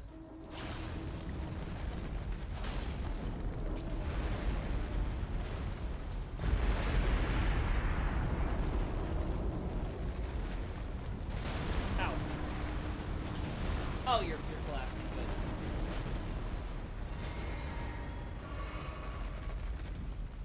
Okay. Ow, no, don't drag me in. What did I do? What did I do to deserve your gravity magic?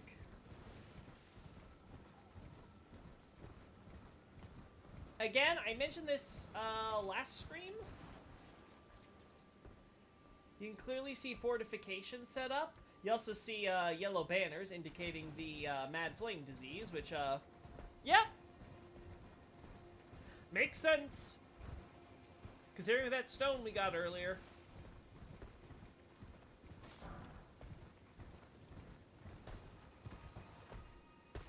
All these guys do this in the... Again, now this makes me suspicious that they descend from the Ul/Uld, the ancient dynasties, because these old dynasties, and they're doing their little stompy thing, even toward an Erd tree. Now, maybe it's just because it's more nature, because they seem to do their little stompy thing at basically anything. But it does at least give me the impression that they got something going on here.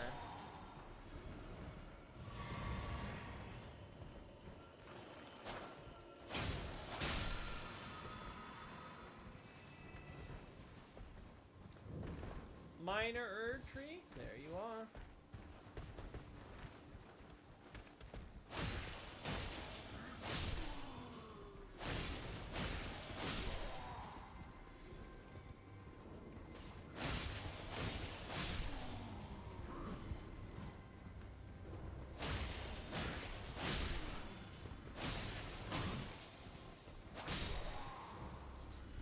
Alright.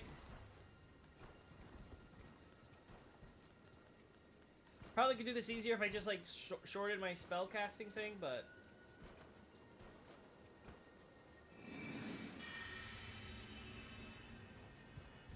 So, while Erd Tree Avatar is distracted, I'll just get some cheap shots in.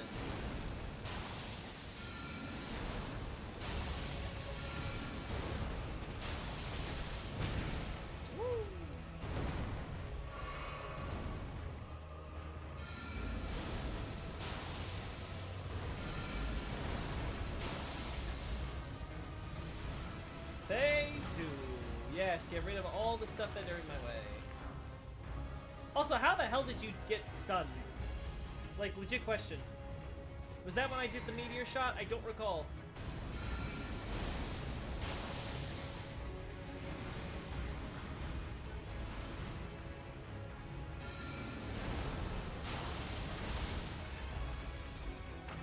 Yes. Destroy the obstacles. Knock down your trees. Just keep running. And dead. I swear I'm just gonna meteor my way through this entire game. I'm gonna get to Millennia and it's gonna be like, ah yes, Millennia the 7, blah! Smother her in meteorites. Now I'm sure I'm gonna eat my words saying that, but that's how it feels at this point. Gastani, hello. I think you're new. Yeah, these guys look as sort of remnants of the Ul dynasty. I wonder if the dynasty was a Newman kingdom that then scattered ancestral worshippers, Nox, etc. Also, hi. Nox seem to okay, maybe. It's possible that the Nox are. The thing with the Nox, though, is that the Nox are banished to the underground because their civilization, they were basically destroyed above ground and were forced into the underground by the Greater Will, right? Because of their betrayal. So, I'm not sure if the Nox necessarily originate from the underground. Again, possible, but I'm not sure. I think it might be that them in America, being Newman, they may come from somewhere else and ended up above ground, and then the Nox, who obviously want to stick to the night and aren't going to be under the sun's rays, ended up underground. Also, yeah, so welcome in. I'm glad to have you. Great to have more people to converse with. As you can see, I am having a pretty smooth sailing with a sorcery build. Not gonna lie, investing all into intelligence was paying dividends right now. It's kind of stupid.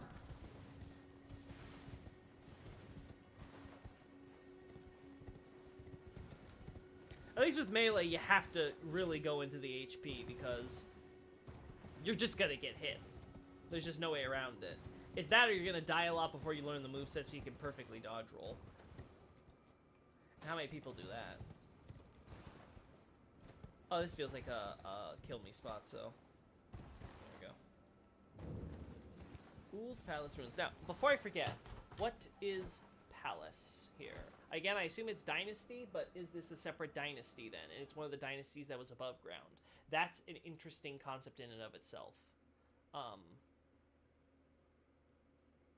Is it still called Uld, to my memory? Oh, yeah, Uld or Erd. Yeah, okay, Erd's Dynasty Ruins, right? Okay, so we have Ul. Oh, did I accidentally do something here? Sorry, guys. I hope that didn't mess anything up. There we go. Everything should be fine. Anything up here, big boy? Nope. Maybe over here. Yeah, lots of early flowers, but you can find those a lot of places, so might not be significant. Might just be nothing. Oh, this is a little pathway you could do from here if you wanted to have a back way in, away from all the crazy stuff. Okay. That explains this. Not the biggest deal, then.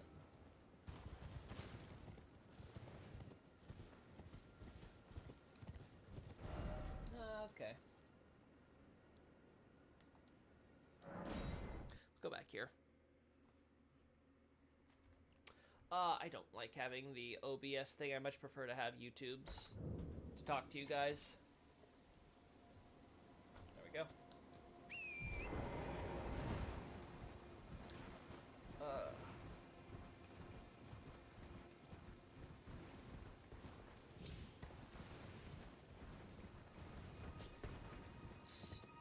Yeah, so ancestral followers, yada yada yada. We'll ignore you.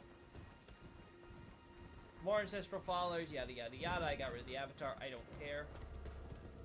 Now, Erdtree avatars only started showing up after the Elden Ring was broken, if I recall correctly. So as we start seeing seeds for new small trees, which we loot, and we start seeing the avatar was broken. I assume the minor trees were from seeds that were around the time of the Crucible ending. Now, a lot of people have questions about what the Crucible is and things like that. I'm not entirely settled. I do understand, though, the idea is that it's the origin, source, beginning of the Erdtree or Golden Tree. So I'm fairly certain it's probably like a sprout or some very early version, and it turned into the full Golden Tree at some point, because we see this idea that the beginning of the Erdtree has this overflowing with sap or energy, and this is clearly during the Crucible period. Besides the fact that all associations with abundance and things like that, that's also associated with the Crucible, and all that, you know, myriad of life, so much melding together and all that. There's also this idea of,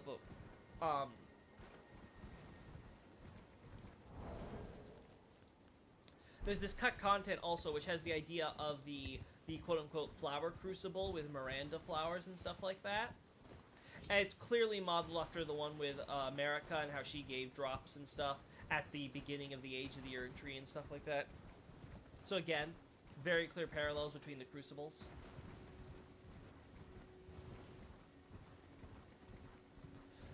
Also, the idea of the, when I say, like, origin/source of the Golden Tree, I'm referring to this idea where they talk about, like, the primordial, or they sometimes use the term primordial form. I was actually talking to Smotown about this, just before going on stream. The idea of the quote-unquote origin/source, is being used interchangeably a lot in this game with, primordial, idea, or primordial form. And so it doesn't necessarily, and this is always a problem with how the localization likes to use the primordial stuff. Yes, it can refer to that, and there probably is some wordplay there, given how we see the idea of the Crucible and life and all that stuff. But it's very clear that the Crucible comes much later in the history of the games. Like, this is it's clear that Erdtree isn't around for quite a bit of periods. But there's plenty of life, quote-unquote, around. There's beasts and dragons, at least. And then eventually humans and stuff. So there's a lot to go through on that front. And on top of that, you have to now add this idea that, obviously, we also see it used in reference to the Albinorics, right? There's something called the, again, primordial drop of dew or something, I think, or they call it primordial dew or whatever, or primordial tear or something. Again, like I said earlier, tear, dew, drop, all the same term. A drop, a droplet. The idea, of course, of you dripping something, this is why the Albinorics make a big deal of the ripple blade, because the idea of a drop, it falls into another liquid and creates a ripple. Again, alchemical concoctions, mixing things together. The idea being is that they're, again, this primordial dew is just the original or the source dew. The idea that this is the beginning, this is their genesis. They started as a drop of dew, and then they became the Silvermen. Because again, idea of mercury and alchemy and all that stuff, water, silver, things of that nature. Also, Erdtree incantations and aspects of Crucible share the same symbol while being cast. Is it the exact same symbol? Because if I recall correctly, I remember seeing a thing before, and there's a slightly different symbol used for Erdtree stuff versus the Crucible stuff. Like, it's slightly different, but you can see that there, like, I think, like, the bottom or the top are, like, a little different compared to the rest. So, again, I don't know, I'm gonna have to test that and see which prayers and sorceries have that symbol then.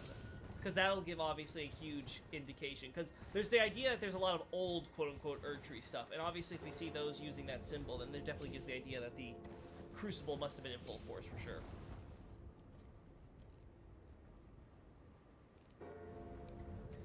But thank you so much for the information. That's definitely something I'm going to have to look into. Oh, there's a cave here.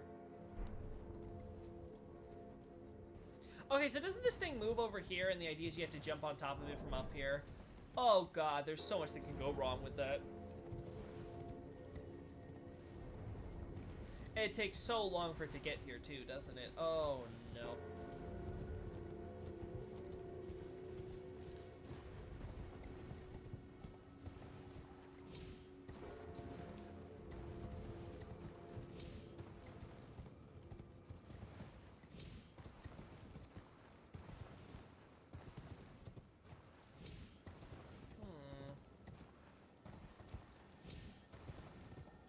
Oh? I hear something.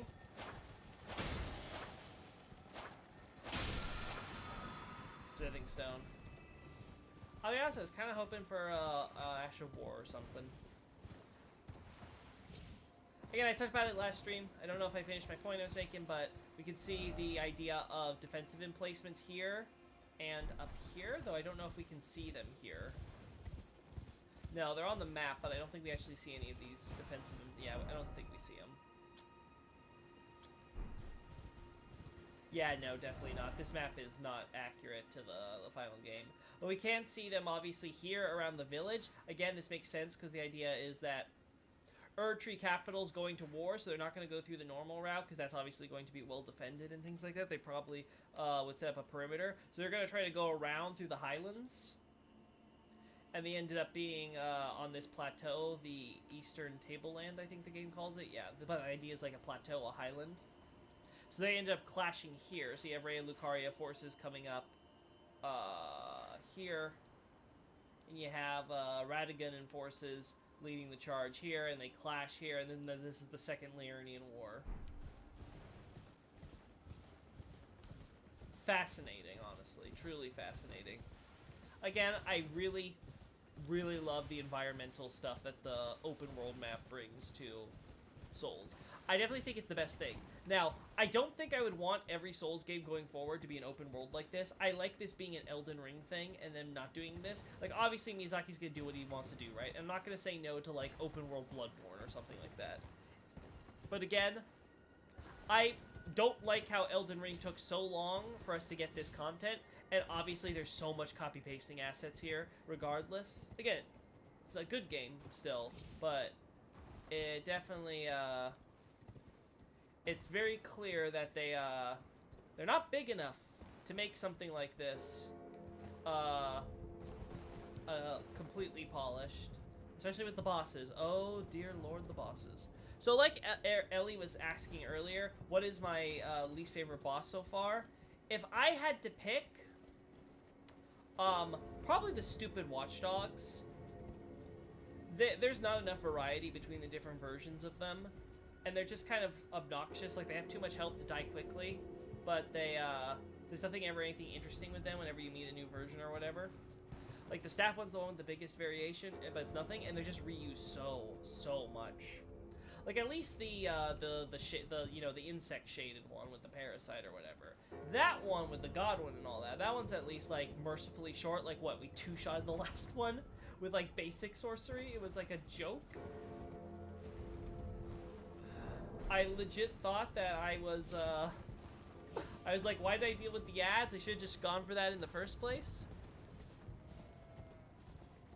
But, like, it is what it is, right? Bellum Highway. See the very important image of the tree growing the stalks. Flourish. A flourishing civilization.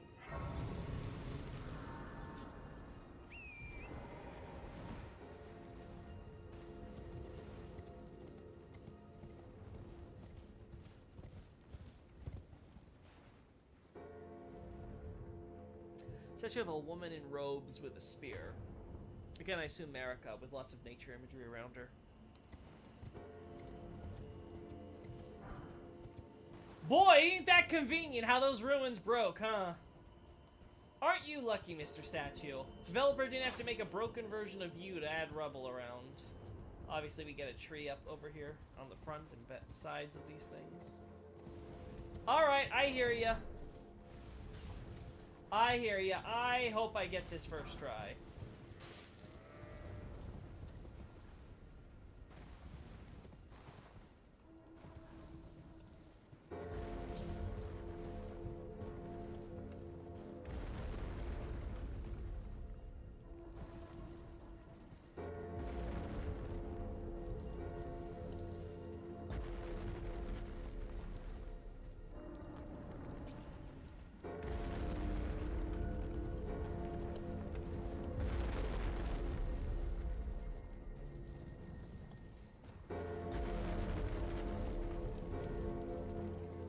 This has to be the right height, right?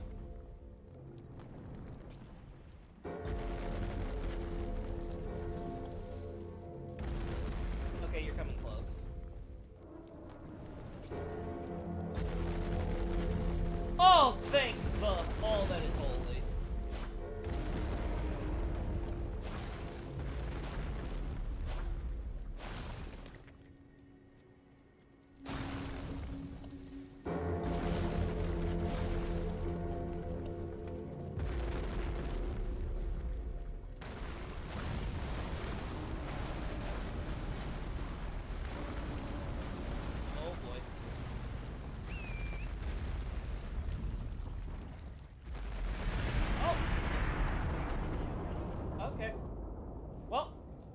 I did it. I did it. I'll take the chance to ask you, what do you think about the secret of Ratigan? How has he been created? Is there any clear info in the Japanese original text? Okay, I actually got a similar question to this earlier about my theory on Ratigan. I think Ratigan is the product of the Greater Will trying to create a security check on America. Because Ratigan seems almost predisposed to support the Greater Will and the Elden Ring and the protection of the Golden Order and all that, whereas America, as we see, seems to increasingly lose faith and question it over time. Ratigan seems interested in studying Golden Order for the purposes of trying to make sure that it's complete and perfect, whereas America seems to possibly be studying it with the intention of one day trying to find a way to destroy it, similar to the Nox. As to the mechanics as to how, I'm still trying to understand how a lot of this double body stuff is. Again, I see the same thing with Hyetta and Arena. It's very clear that Hyetta is some sort of projected copy of Arena. If that is that Arena's been resurrected and reincarnated in a way as Hyetta, or if Hyetta's sort of just based off of Arena, I don't know. But there's a lot of weird stuff going on with these characters. And I'm not entirely convinced that, I quite grasp it immediately. Like, I get the concept, but I don't necessarily grasp the mechanics. So, that's something I'm going to, reserve for later. As for, like, was it something like Marika was Ratigan from the very start as soon as she was born? I don't think so. I think the fact that Ratigan has red hair, which he absolutely despises, again, makes sense because Marika was not too fond of the Giants from what we can tell. Because, again, she was very loyal, and again, he's obviously very loyal to the Greater Will and stuff, so the association with the Cursed Giants isn't probably going over too well with him.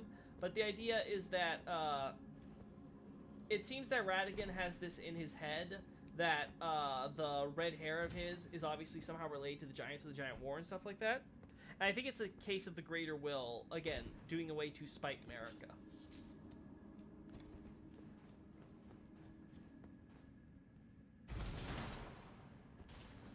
So I think that it happened, again, sometime later. I don't know if it was when Godfrey was exiled or something. Like, maybe when she took the grace away from Godfrey, as at least she claimed she did. And, Godfrey left. Maybe Greater Will was mad at her and said, okay. But that can't be the case, though, because, Radagon, marries Renala during the Valyrian Wars, which occur during Godfrey's reign. Because, Radagon's a hero. And Godfrey is, at least, not leading the charge in those wars. So again, Radagon probably then showed up. Was it maybe when the Nox were banished? Was Marika punished along with the other Nox because the Greater Will feared that she would be like the other Newman? And she would betray him? Possibly. Might also, again, another possibility, as I put forth, I think, in the earlier question, is the idea is, as we have to keep in mind, Marika is replaceable to the Greater Will. The Glowmite Queen was an Empyrean chosen by Two Fingers. That was a potential god that the Greater Will would not have minded taking over if Marika died.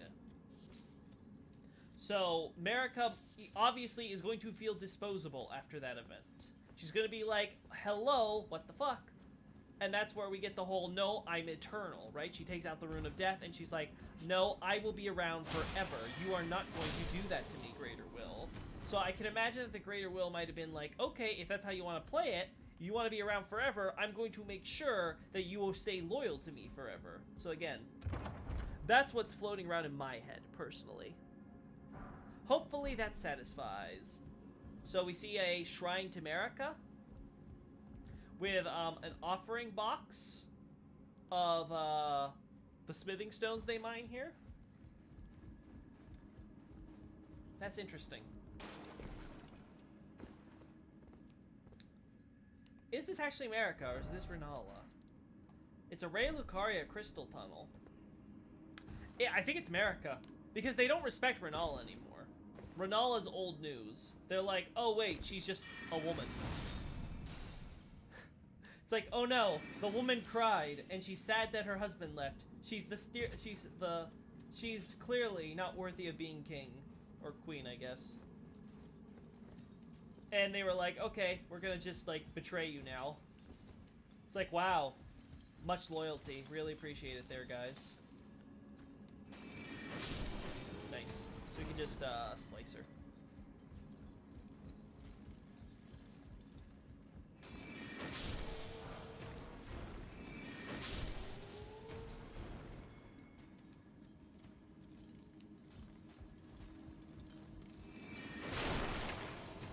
Yes, oh yes, oh yes.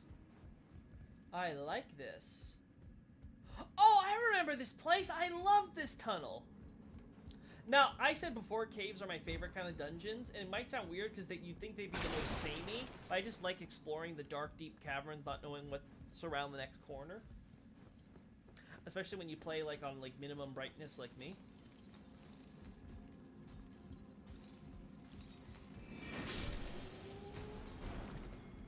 I gotta pay attention to the walls more, because there could be, like, more, like, stuff on there that I'm not collecting. Then again, I haven't found, like, an area where I really need to make sure I get the right smithing stone, right? So, I think I got all the stuff I need for now. Another thing I can add on the terms of the Japanese side, let me double check that line, actually. Because I forget the exact wording in English with Radagon and stuff. Oh, spilled my water. 1 second, people. Oh, should not put my controller there near the spilled water. That'd be kind of stupid. Just a little bit.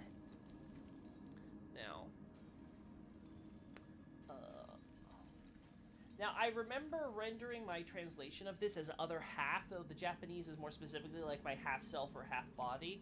Again, wordplay there, which is very appropriate in this case. Again, there's lots of wordplay here in the game, which I wouldn't necessarily say is essential, but it is useful in kind of getting how Miyazaki is framing these things. What are the words of Marika?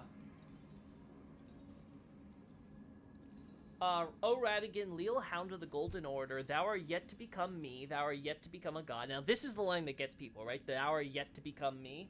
Because they're like, oh, They haven't become one yet, right? They're two separate people at this point. And I don't think this is how you should interpret the line. I'll get into that in a second.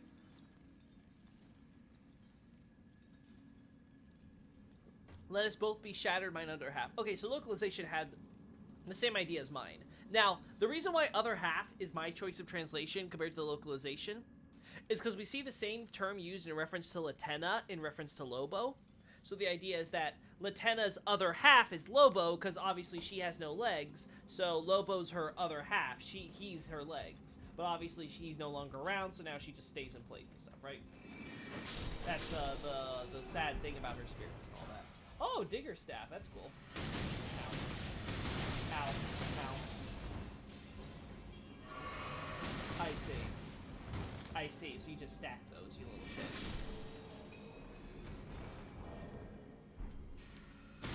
Well.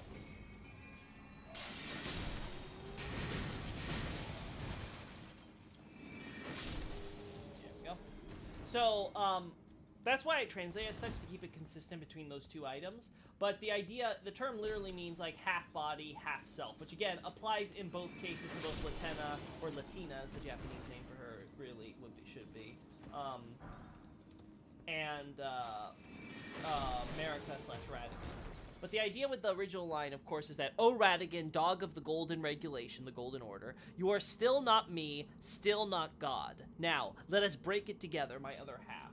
So, this is clearly a line of Marika when, like, Marika and Radigan are struggling over the Elden Ring. Like, the idea is that Marika's trying to break it, Radigan's trying to hold it together. We see this in cinematics and things like that, obviously. So that's all well and good. So, my position there is that, this idea of you are still not me, still not God. The idea being is that Radigan and her are wrestling for control over, are we going to break the Elden Ring or are we going to repair it, right? And Radigan's trying to wrestle it from her, and her point is that, Radigan, you are not me. No matter how much you try to be me, no matter how much you try to take precedence over me, no matter how much you try to separate me, you're not God, I am. I am me, not you. So we are going to do this together. We are breaking this thing. And again, this word for break is the same word for the idea of the Elden Ring being quote-unquote shattered. So it's very clear the idea when she's saying, well, let's do it, when she says, let's break together. Again, there's no it there in the Japanese there. It's something you have to kind of infer what they're talking about in the context. It's very clear, though, they're in context of the Elden Ring. Yeah, Marika doesn't like Radigan. It's very clear. I made a joke earlier. Like I cannot imagine that Michaela and Millennia's conception was. I cannot imagine that the self-sex was quite a pretty thing. Now there is question. If they're the same person, is it possible for them to project separate selves so they can be like at two places at once? I think so, because we have seen similar stuff with this magic, right? Like with Selene and obviously Hyetta and Arena. So I think it's quite possible that Radigan could have been at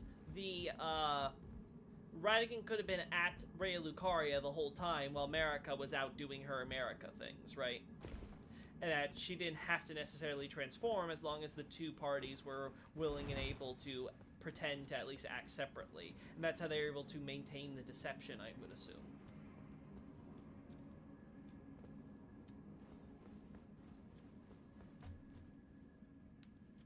Good question.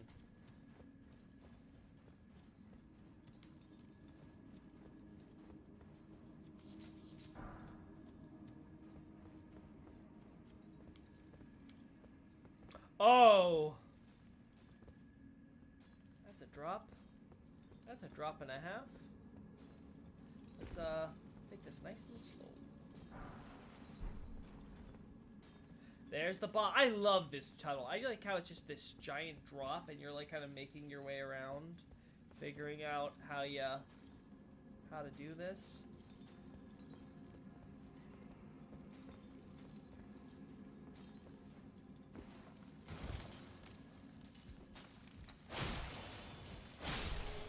Yeah, I much prefer to use my my carrion slicer. One shot, a lot less trouble.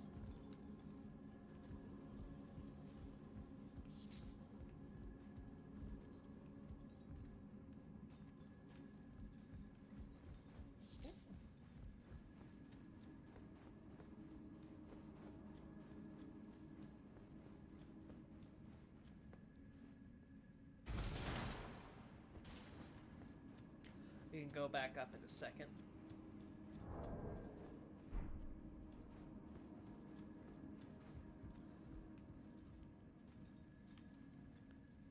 That old man is gonna cause me trouble, I just know it.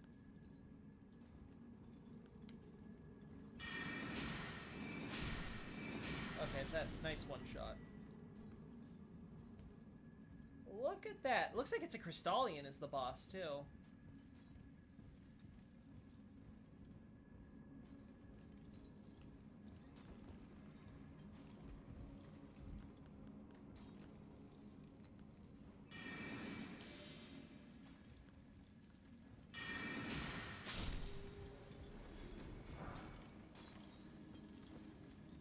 What costs more? Slicer or... So this is 11. This is 6. So Slicer's the better option if I can do it. And I think it does more damage compared to my range option.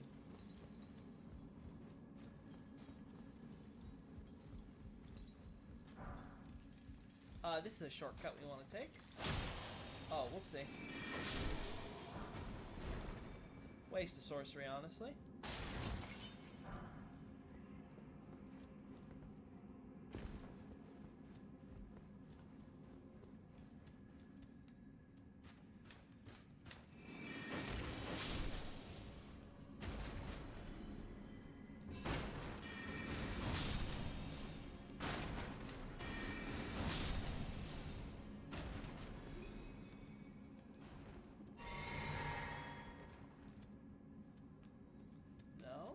Good. Smithing stone.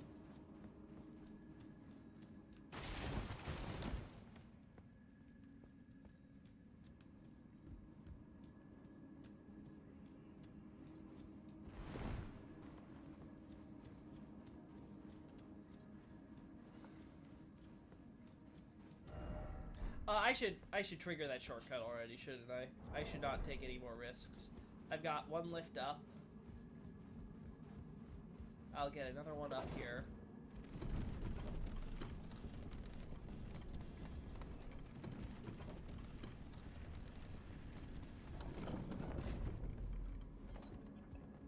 Yeah, all this is while we're still alive. Actually...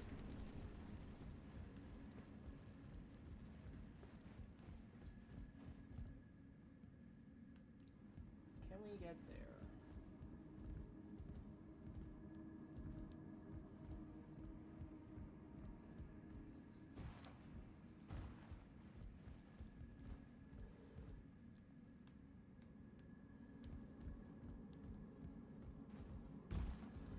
Ooh. Oh, this is so risky. Do I have a branch? I do not. Well, let's see if I lose 30k souls today for an item that's probably not worth all this effort. Woo. Woo.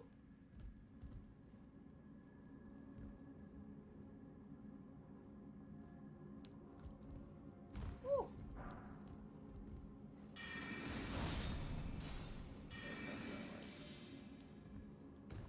Woo.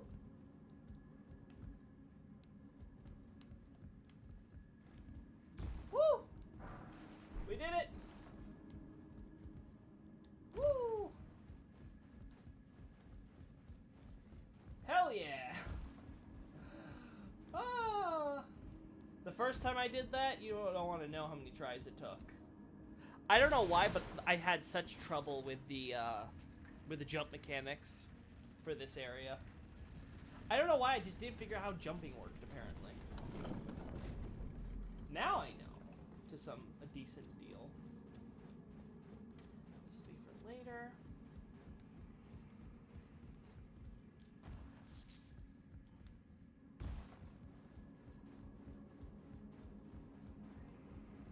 Again, I love this tunnel. This is why I don't mind how these tunnels are kind of copy-pasting assets and stuff as much as some maybe like other stuff. It's just done so freaking well. The way they change it up. I know some people are like, oh, it's just a minor dungeon, it's not that different, but I don't know. It feels nice being able to do these, and they don't always feel the same. Like, they feel like they're different each time.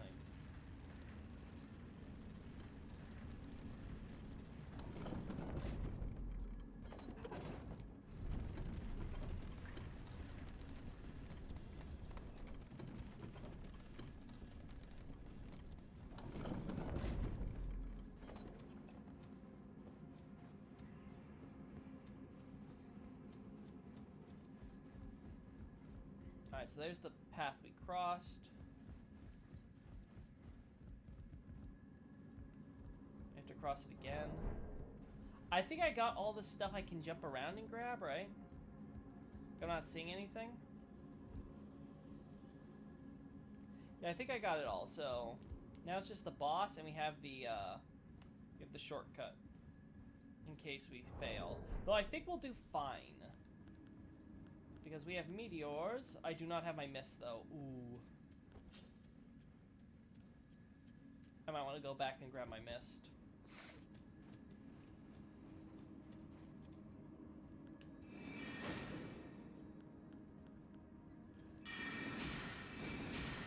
Okay, yeah, Carian Slicer's better.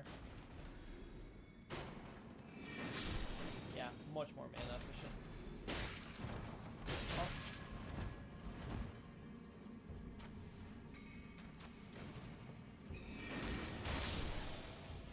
There we go. Crystal knife. I assume it comes from the Crystallians? Much like this? Oh, we didn't look at the Digger Staff. Staff itself is used to mine, and the fair rule is also embedded with the glintstone. Boost the power of stone digger sorceries. Staff is a sorcerer miner who extracts from crystal tunnels. So nothing really notable to say here. So that.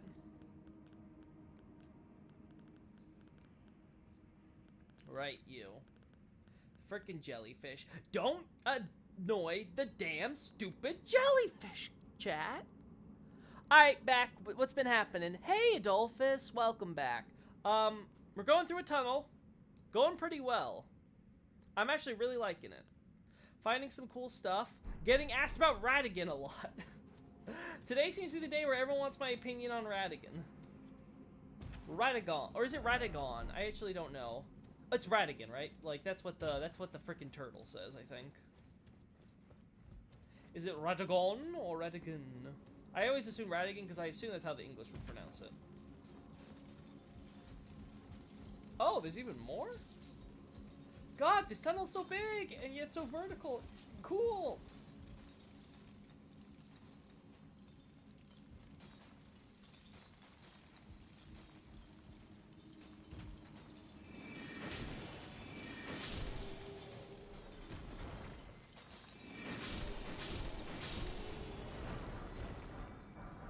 Yes, dig up my stones.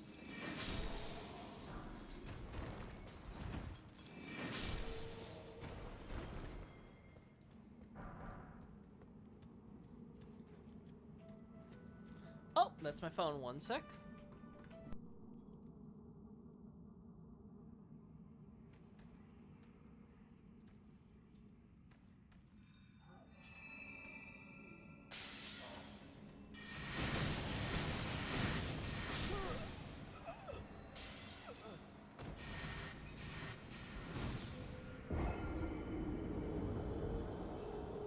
It was a wrong number. I died for a wrong number.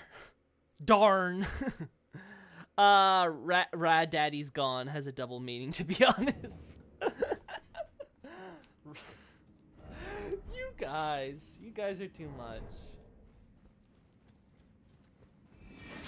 I died for nothing. Alright, time to take the shortcut. Where's the shortcut lift? I know it's here. There it is.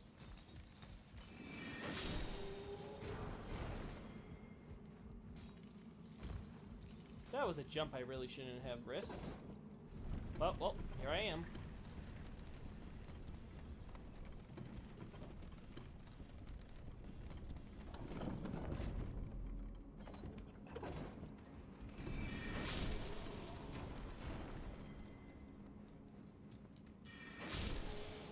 I can jump with that, I just learned. Oh, happy day.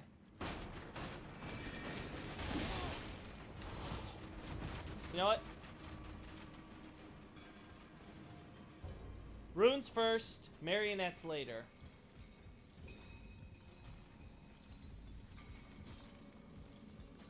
You know what? Oh, they gave up.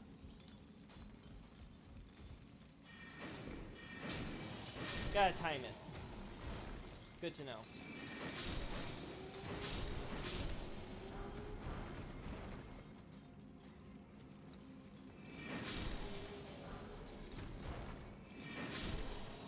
Love the lunge. It's my favorite part of that spell. Oh my god, you little... Oh wow, you were not that difficult. And there's Boyo up here. Yeah, you analyze that glintstone. You're not getting out of here, bud. Okay. Where do we go from here, chat? Holy hell, we're deeper inside than I would think. This leads to boss, wouldn't it? I guess. I guess that lift has to lead to the boss. God, I should have switched up my spells while I was at the Grace. Ree!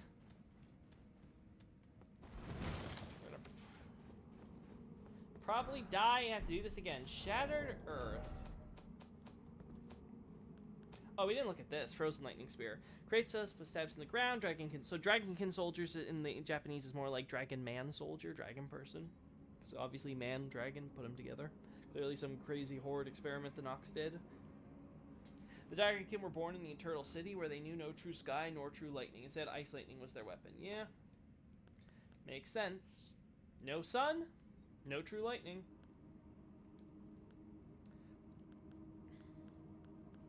Yeah, we need to add this. Magic Downpour. This is the thing that Miriam did, but it had to deal with the old Concord.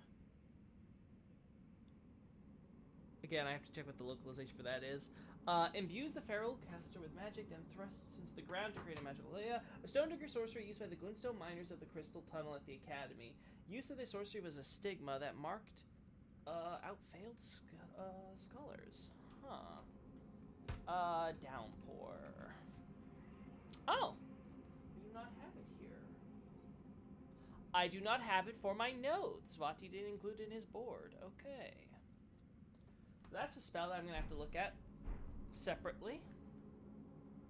Again, I assume it's fairly accurate. I don't see any reason why I would doubt it, but again, always be careful. Found it weird how Carrion royalty was a thing even before actual Carrion royals, the children of Renala. Here's the thing. I don't think the Carrions were royals before Renala. I think it's pretty well understood that the Carrions were royalty with Renala. She's the first and last of the royalty.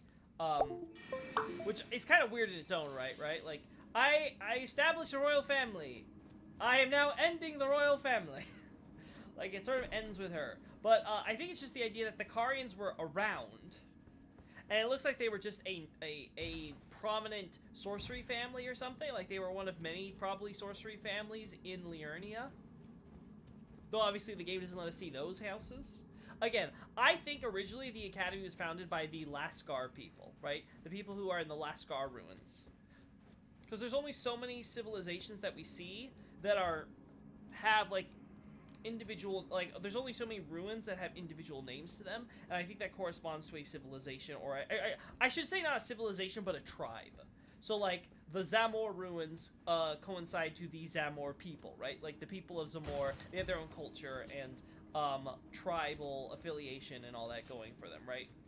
Compared to the other human tribes, like, say, the Yellow Anis, as the localization calls, or no, the Japanese call them, or the Yellow Annex, I think is what the localization goes with.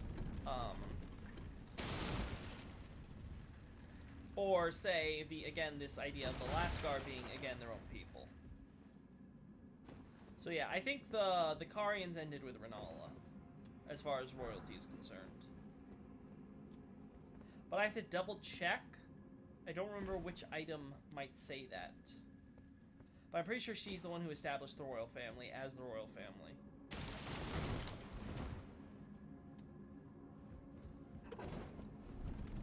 Alright, I don't have my magic mist to win me the day. Let's hope that this will be merciful. Carian Piercer does lots of stamina break, right? So that probably will work. Oh, but this enemy might be fast.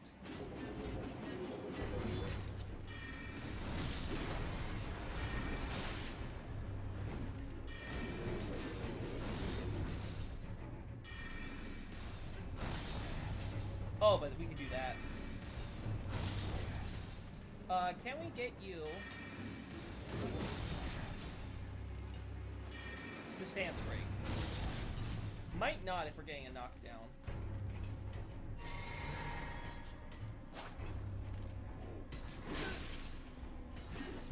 Again, might be better if I have my stamina thing. I might lose to this. I might even do it on purpose, honestly. Let's see, how easy can I get the break here? Oh, that wasn't that hard.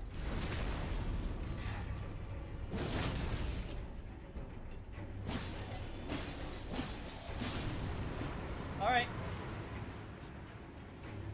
Wasn't that difficult?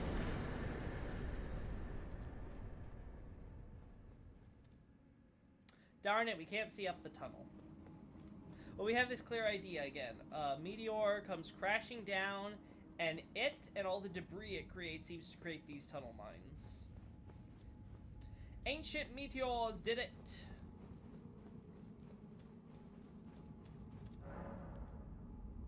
Yeah, I don't think we're forgetting anything else.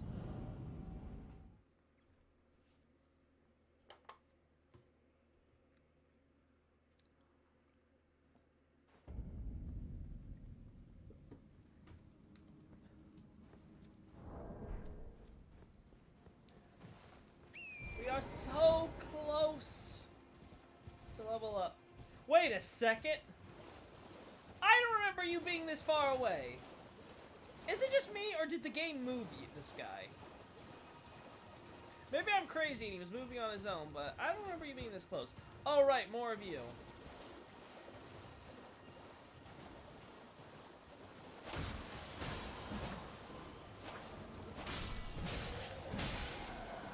Yes, yes, yes. Not really seeing any point to fighting these. Do any of these guys have drops that... Oh, you might. Oh, you've got the eclipse on you. Yeah, so that eclipse symbol is meaningful.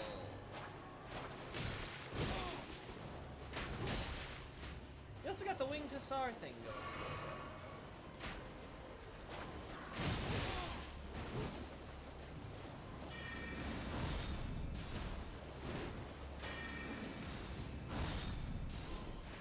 You aim like a wuss. You know what? I don't care if you do have stuff for me. You're not worth it.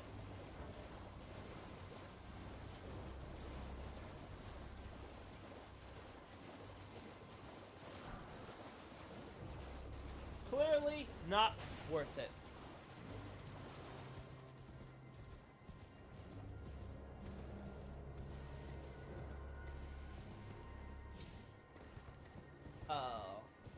Oh boy, Jess got more questions for me. Another question. What are runes? We know that souls are in Dark Souls, but what are runes in Elden Ring? This is a good question. We know that runes seem to be possessed by every living thing, right? I have theorized, like it's a hypothesis, so it hasn't gone through any rigorous testing on my part to try to disprove it or prove it. I think runes might be the code. I think they might be the code to life. They're sort of like the magical DNA, as it were, that gives life its soul, as it were. So I think runes actually are, for all intents and purposes, the soul in Elden Ring. I think all things which have runes at their core are alive. And that all powers seem to require some form of runes in order to work. Now, I don't know if that means that the runes always come from the Greater Will / the Elden Ring, or something else, but that's my thought on runes. I think that they are, because what we see is they're consistently used for life. They're consistently associated, for some reason they're being used as currency because they are a source of power and they're useful for something.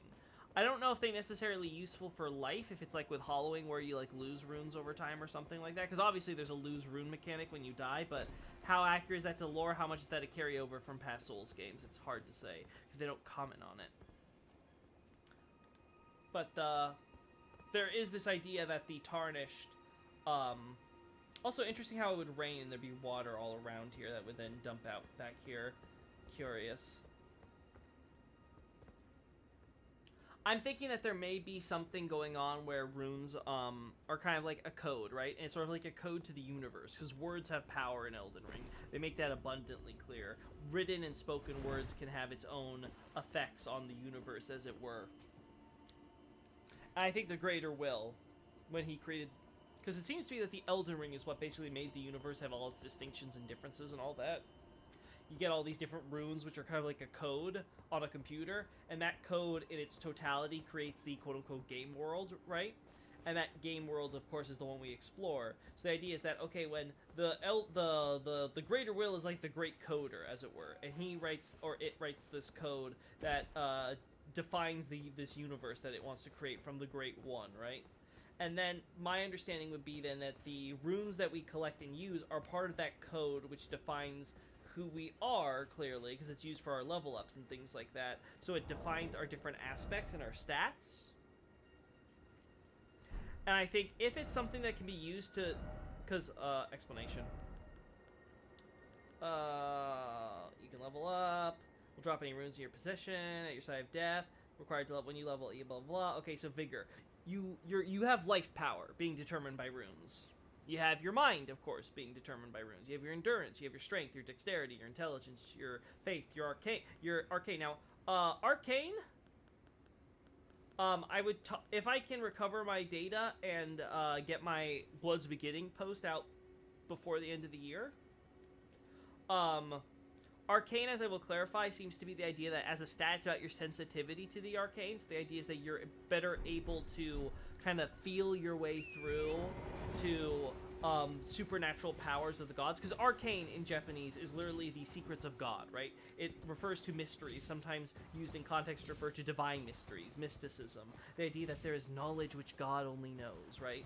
That, you know, it's a mystery of the Lord. So the idea being is that these secrets of gods, these great powers of the gods, the outer gods, the Greater Will, etc., America and Radigan in some cases, this arcane is something that you become more sensitive to use. So it's clear that runes are incredibly important, but I wouldn't say that they're so important that they are like the fundamentals to the Elden Ring universe. I think they're fundamentals to our world and our access to that arcane world, that world of the gods, that realm in the sky.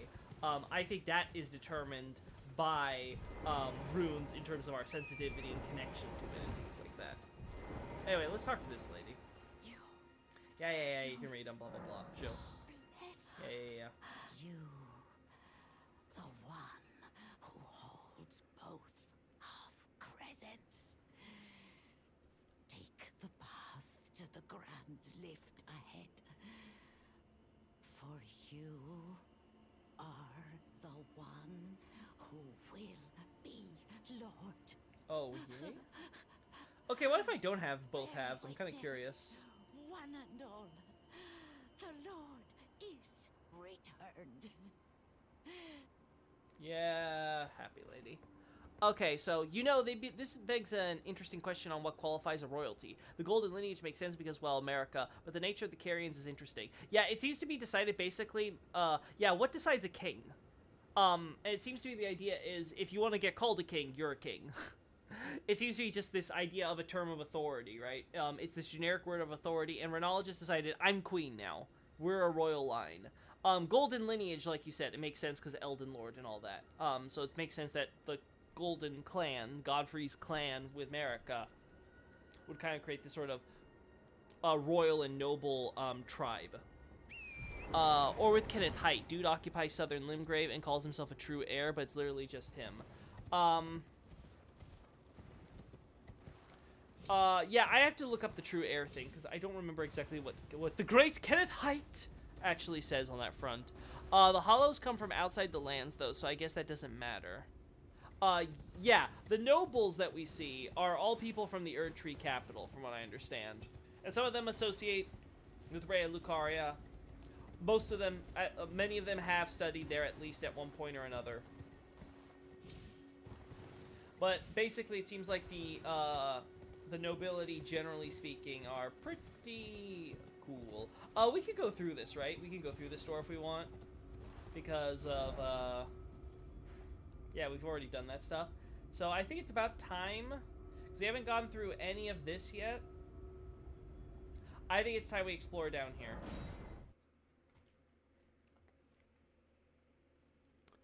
I wonder what the difference between inhabitants of the lands between and tarnished is. They both seem alive, but maybe tarnished are less alive? Oof, meant Hoslo. Like Dialos. Lol. Hoslo comes from outside the lands, so I guess that doesn't matter. Okay, yeah. Autocorrect moment. Yeah, that's autocorrect for you. Okay, so here's the thing. As I was saying earlier, there are hollows in this game. The game calls them corpses, but it's the same term, moja, used for hollows in Dark Souls. It's also used in Demon Souls, believe it or not. There's actually, I think it's a website, yeah, I think it's part of like the old Demon Souls official website. They referred to the soul-starved as hollows in one case. Same term. It's very obvious that Miyazaki's had this idea that when he wants to refer to something that looks like a corpse, but it's not actually a corpse, it's a living thing, but it's sort of zombie-like, he calls it a quote-unquote hollow, a lost, you know, because there's idea of this, moja has this idea in Buddhism of being like this lost soul who strayed from the path of nirvana, right? So it's kind of like, oh no, we have to bring this soul back onto the way to enlightenment, as it were, so they can, you know, go into the next cycle of reincarnation or whatever if they need to, or escape the cycle or what have you. And the idea is that these lost souls, obviously, they're also considered, like, very greedy in some cases and stuff like that, or selfish and vile, and, like, lots of different associations that are appropriate for the situation. Oh, we have to go the other way. Whoopsie, sorry. Prawn! Stop! Prawn! Stop it! Stop trying to snipe me! Where's the grace? I missed my grace. Ah! Anyway, so my point is that I'm trying to get through. I think from what I understand so far, it seems like with Marika removing the Rune of Death, people aren't dying normally. So they end up being a thing where they're not like those who live in death, because those are dead, but they still live. Again, to make my point, they have runes which they are animated with, so I wouldn't be surprised if those runes are their source of life that keeps them alive, despite the fact they are dead. Right, normally those runes would be like what we see with certain hollows and stuff. When they run out of juice, they just kind of, you know, lay there with them and whatever. Anyway, point is, in the case of the quote-unquote hollows, however, it seems just a case of they live, and they eventually kind of like when they're so far beyond their expiration date, they start to rot like hollows, and they start going crazy, like hollows. Honestly, I get the feeling the reason why Elden Ring doesn't talk about its cosmology that much is because it's literally ripped from, that's literally ripped from Bloodborne and Dark Souls. Like, I honestly feel like so much of the basics are ripped from those games that I may be trying to confuse myself, trying to figure out, like, oh, what are the rules in this series or whatever. It's really just the same stuff for the most part, as far as fundamentals go. But again, we'll see. It seems to me that, though, that seems to be the best explanation from what I've heard from other people and what I've been able to gather.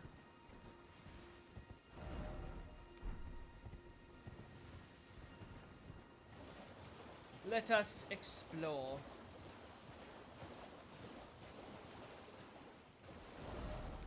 Oh boy, this is not the afternoon I was expecting.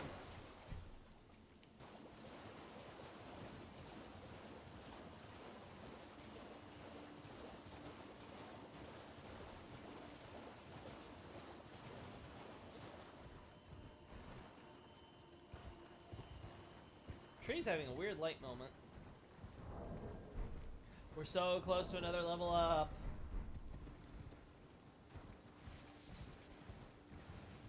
I could just bring these runes, but I have so many! I kind of want to see how far I can go before I just decide to pop them.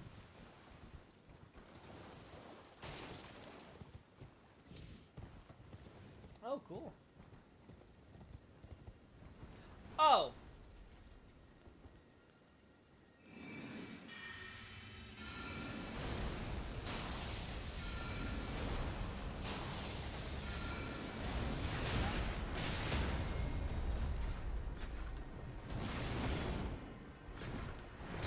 Yeah, that was, the moment I got caught on that rock, I was like, oh, shit.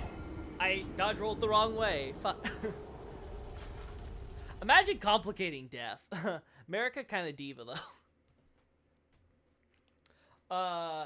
Yeah, the whole, the death thing is definitely something that I find curious.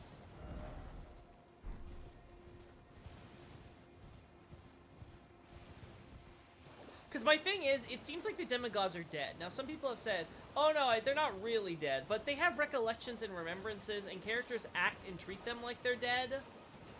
If they're not like, oh, don't worry, he'll be, Godric's gonna get up eventually. He'll be like a husk of his former self without any of his grafting parts attached, but he'll be get up. No, no, everyone just treats him like, oh no, Godric's just dead. He's gone. He's finissimo.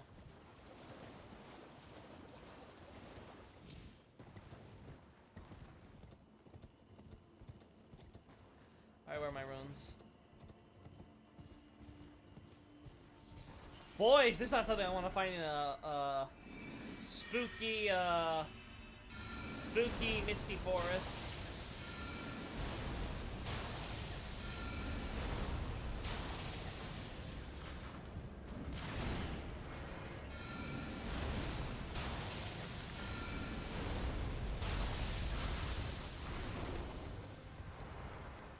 Oh. That worked. I was like, do I have a spell that doesn't make me have to refill? That I do. Oh god, there's so many shadows here. Now we find these revenants.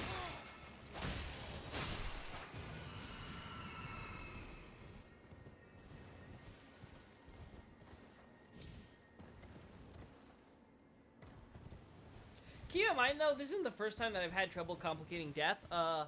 In Abyssal Archive, I make it sound really simple, but I actually had a lot of trouble understanding the dead in Dark Souls' world for a very long time. This was when I was just a casual fan. Before I started doing, like, actual, like, serious analysis, committing stuff to writing for you guys. I never quite understood the dead, in Dark Souls. But it clicked for me as I was doing that stuff, and like it was like, oh, okay, this is obvious. And I can't believe it because the answer stared me in the face. So it's probably the same is true here. I'm just overthinking it.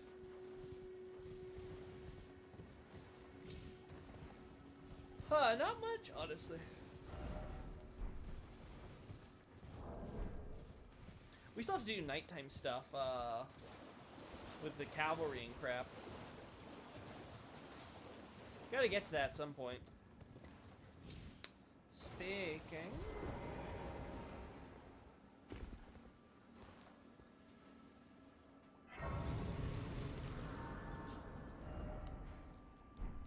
No, it looks like the town here is sinking into the water. I assume it's because, again, the lake is being built up without anyone regulating the water, so. Because I don't think we see this happening in any places where it's above the water level. So I wouldn't be surprised if it just destabilized the foundation, so it's sinking.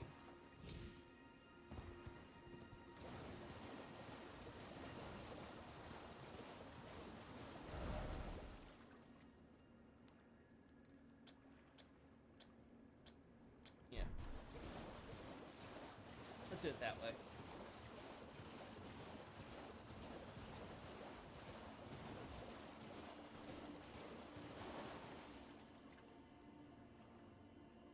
I mean, with Godric's track record and handiwork, I don't blame people like, yep, nope, he's dead, let us move on. Everyone... Yeah, Godric, poor Godric. No one goes to his funeral, that's for sure. He'll have, like, the one grafted scion who actually kind of thought he was a cool dude. Oh, what do you know? Is this just to the tunnel, though? Did I do this already? It's just in the tunnel. I keep finding these things before the trees can lead me to them.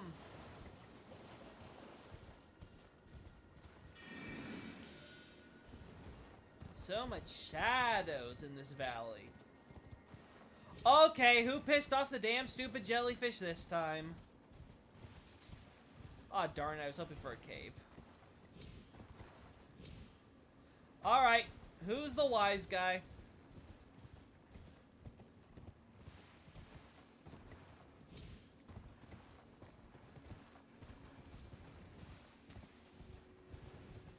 Hey, ladies! Oh, you're just angry. Why? Why are you angry? Why is your anger infectious? What did I do to you? What did I do to deserve this? You're just angry women. Why? Why? Really? No item? No deep lore?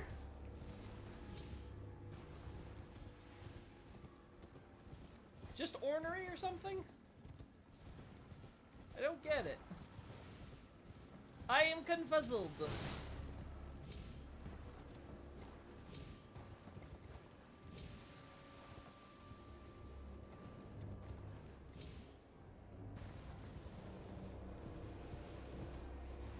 that's not a good way to get through these places. Yeah, I don't get it. I don't get what these jellyfish's problem is here. I was expecting a corpse of some dumb moron who, like, I don't know, had like a jellyfish sword or something. You're like, let me kill this thing and use its corpse to make a blade. Nope, that's not a thing to search. Yeah, I don't know what your problem is, Mr. Jelly. Or Mrs. Jelly, I should say. I think you're just mad.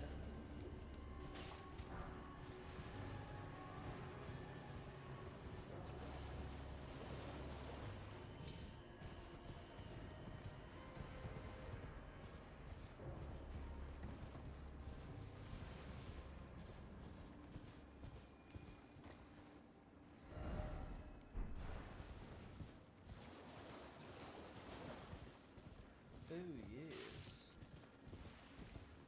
We got one more down.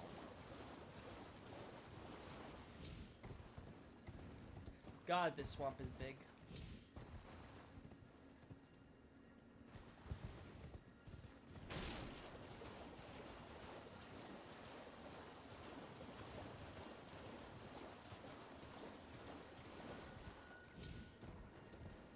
Oh. Hey, buddies. Did you piss off the jellyfish? Did you summon spirits that pissed them off from this range? Is that what happened? I'm gonna believe. God, I thought that it was a mistake in the world for a second there, but no, it's just the fog. God, there's so much fog.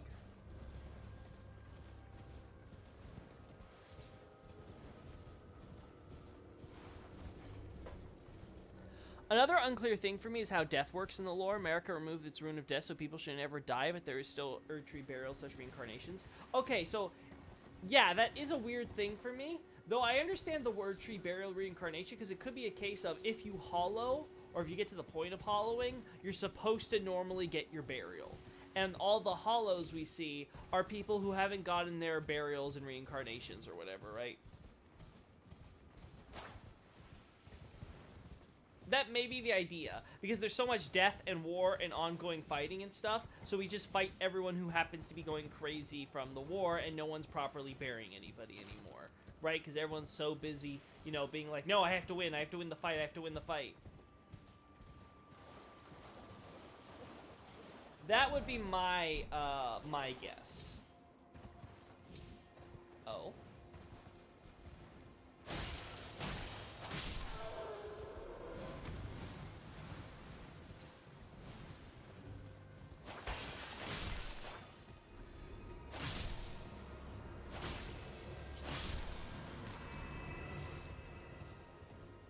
Lots of snake snails.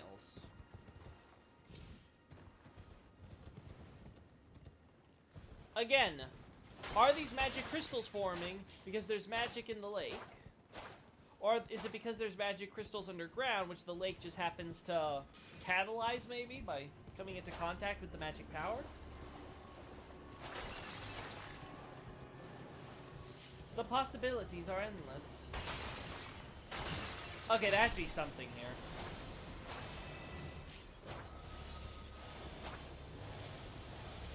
Whatever.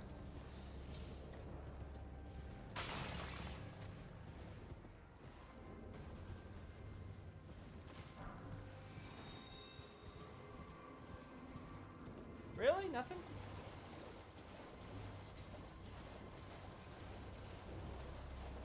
Nothing in the giant field of crystals.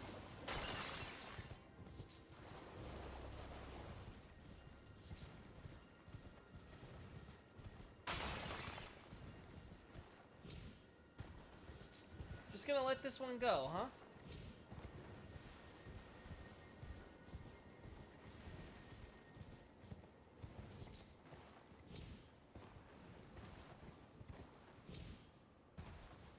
The people of the lands between without life and health insurance.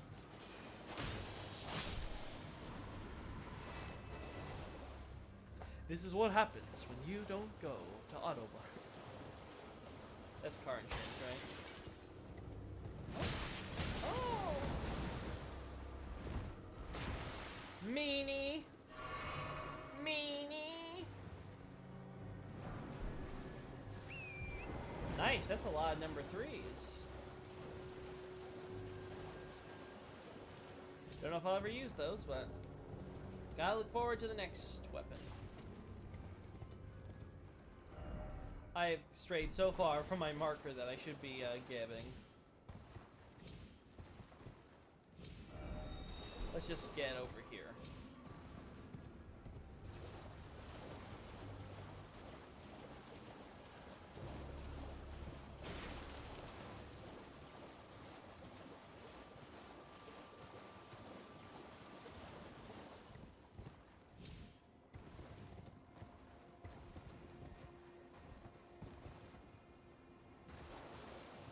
That was almost a disaster.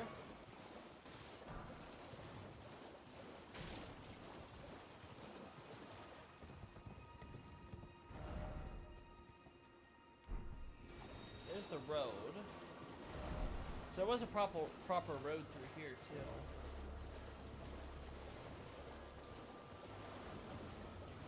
I assume it leads back to the gate town. The town before the gate.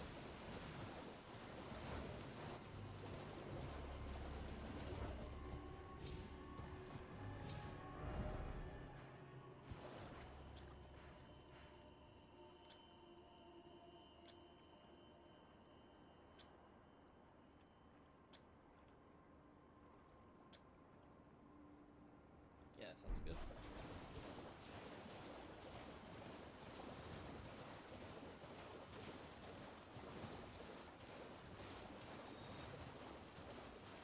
Hey, Albinorix, I know you're mute, so I'll speak for you. You guys should go back to your village. It's kind of got a little bit of a predicament. I know you're busy dealing with the cuckoos and taking over the Ray Lucarian lands and all that jazz. I get it. It's very important to you. But I think you didn't leave your home well defended enough. Just a feeling I get.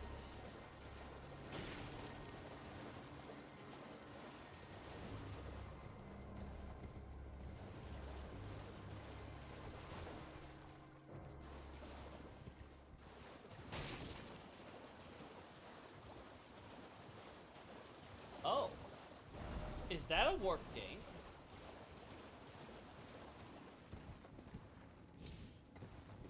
I have to imagine that takes you to the town, but...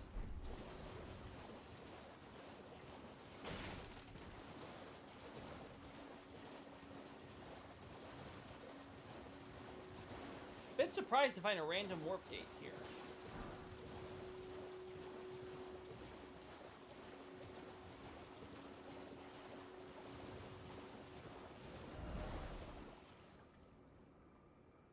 Let's not forget. There we go.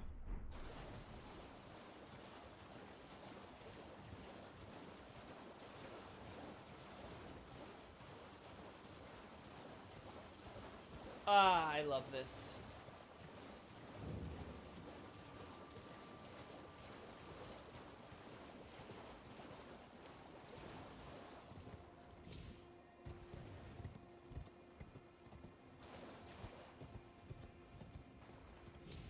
Items? Nope.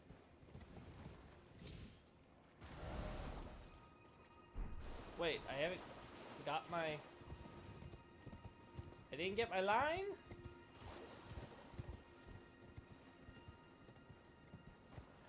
Oh my god, I put it in here, didn't I? There we go. Make sure to check here, make sure to check here, make sure to check here.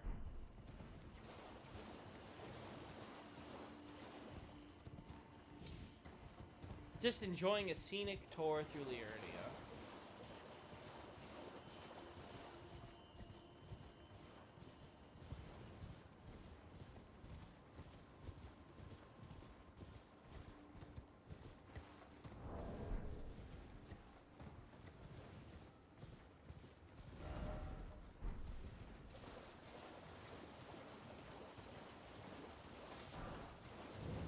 A line of skulls. Athenium, darn.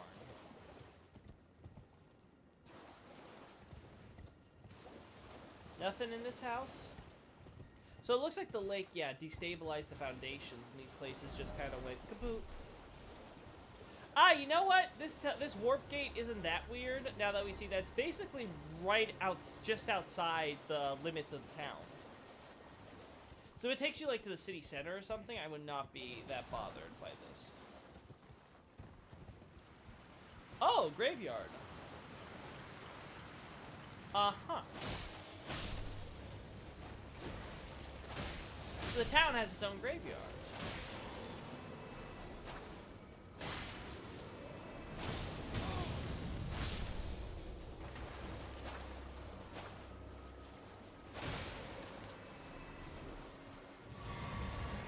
This intrigues me.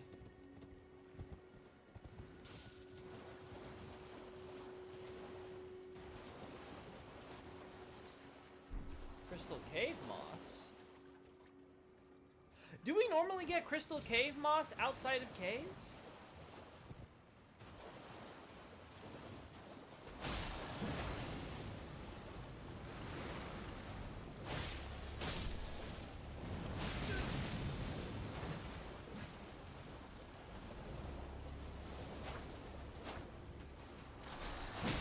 Oh my...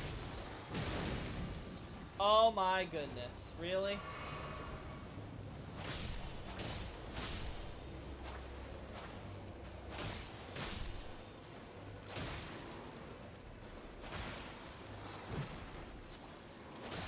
There we go. Now you just gotta worry about you, bozo.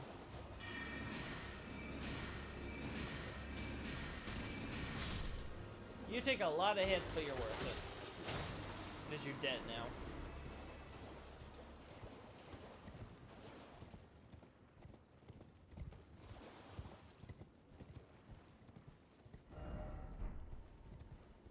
Oh, there's a chest up there. Torrent. Oh. Anything good? A stone sword key. I actually need more of those. I only got like one in storage before, so there should be two. Yes, I need two. Now if there's any in Rea Lucaria, I can handle it.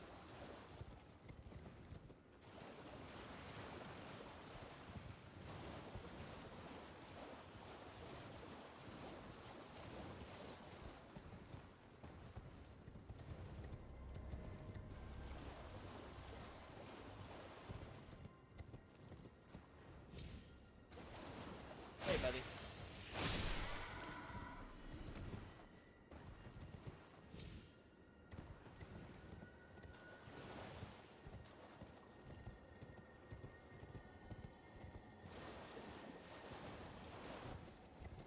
Oh. More smithing stone. We're getting a lot of somber smithing stone from these, from the bugs here, huh?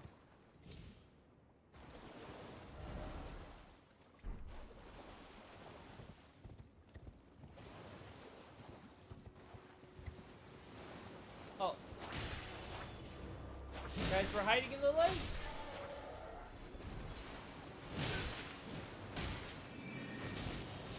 Oh, so close.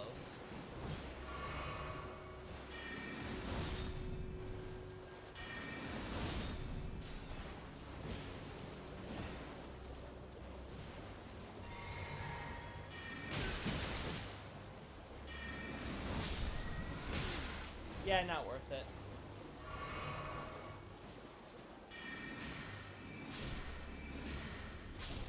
Much better.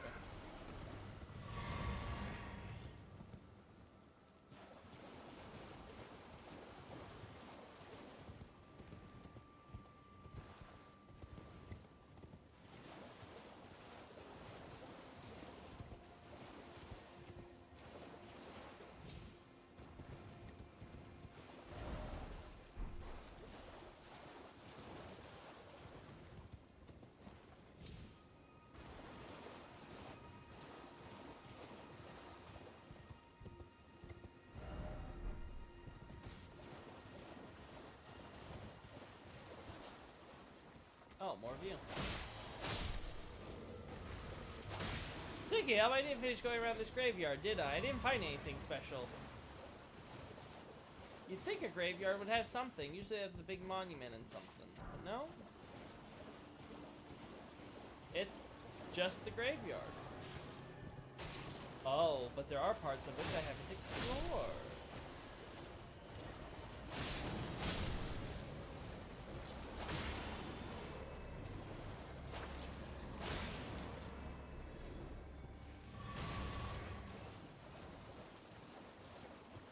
No, I think it's everything. Still nothing, huh?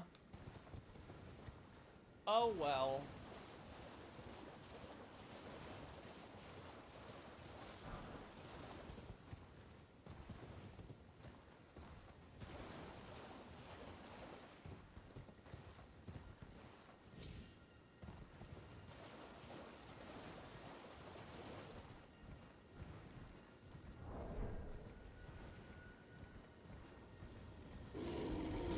Room Bear, no, go away. No one likes you, Room Bear. You're not invited to parties. And then you always wonder, why the hell does no one call me back? They just leave you on, call deny.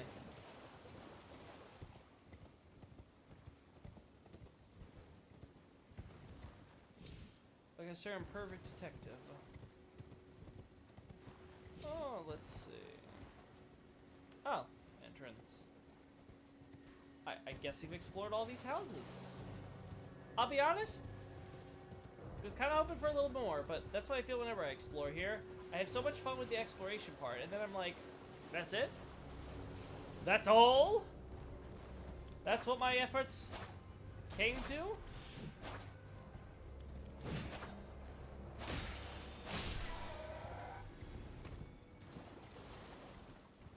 Oh. There we go.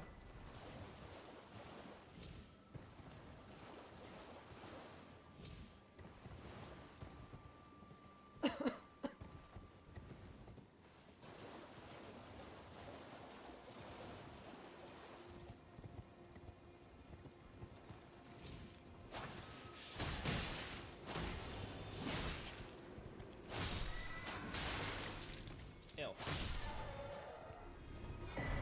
Oh! I got a halberd.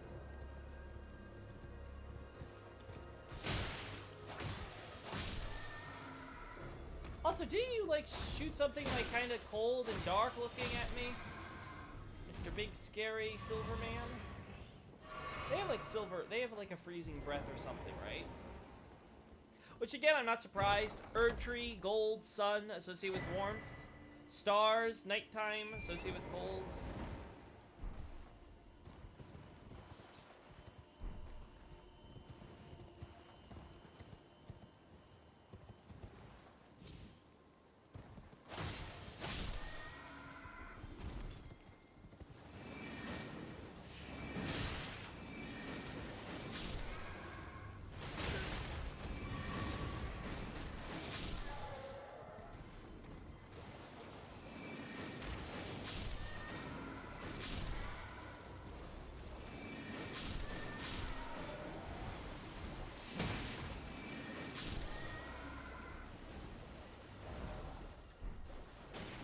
we've been here, right?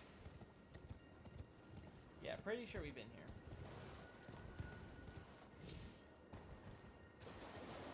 here. He's unbearable.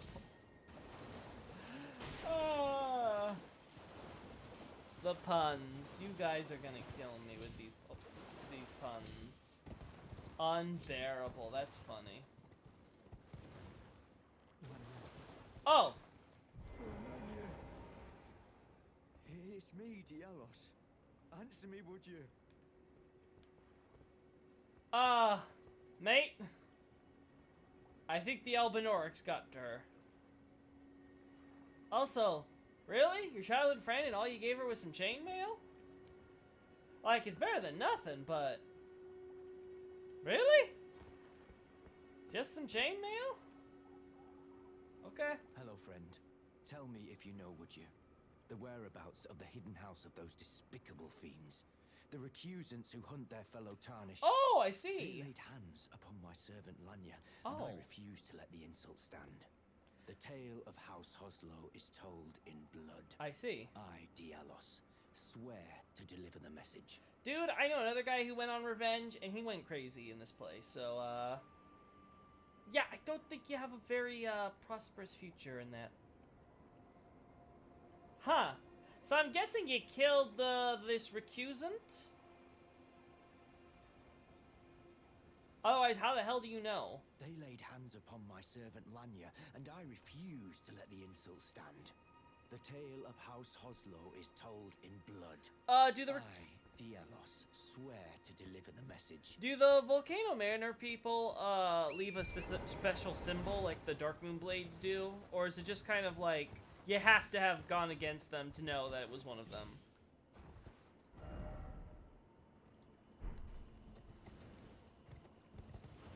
Well, buddy.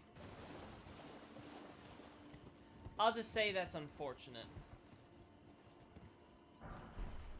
Magic Grease, sure.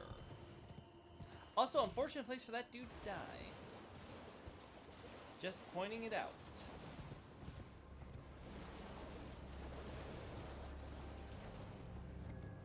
Alright, hear me out. Someone does a mod where they restore the lands between to before everything was shit. Like, everything in pristine condition. All these buildings, up where they stand. All the roads, fine. The lake, almost gone.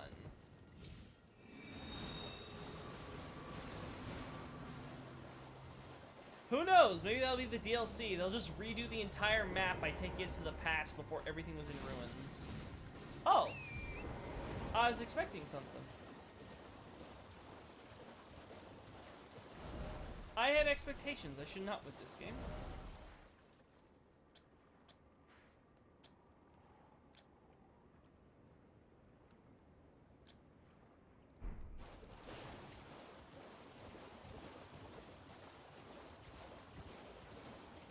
Sounds like a good idea, lol. Yep.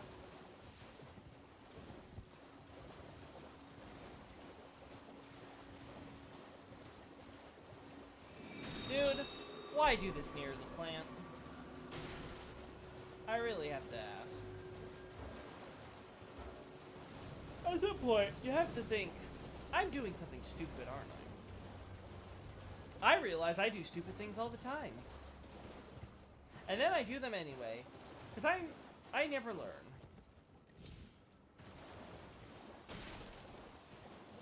Oh my god. I am not putting this on quick. And a solitary grave.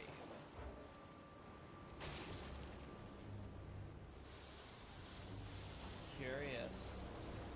Most curious. A solitary grave all the way out here. I think we've seen like one or two of these already, haven't we? Like in certain places.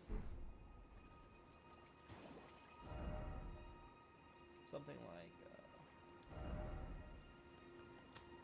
mark this for later. I don't know if I've marked this on my other, my confessor, so.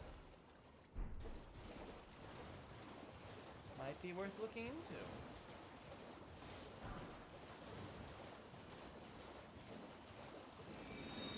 even your pedals kind of glow. That's neat.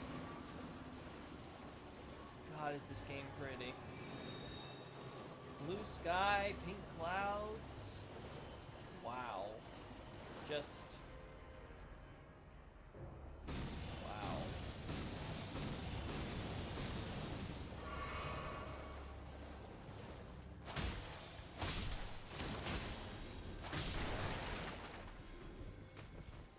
Where's your third buddy? There has to be a third of you.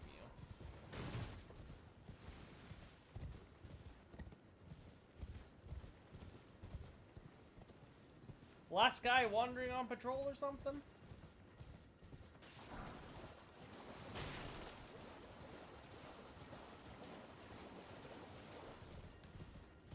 There he is.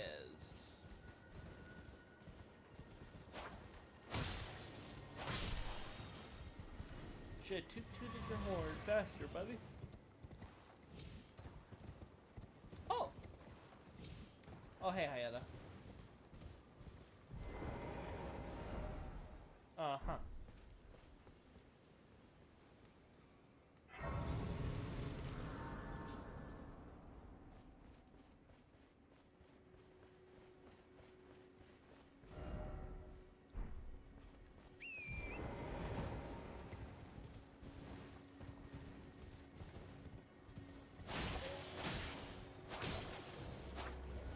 Oh.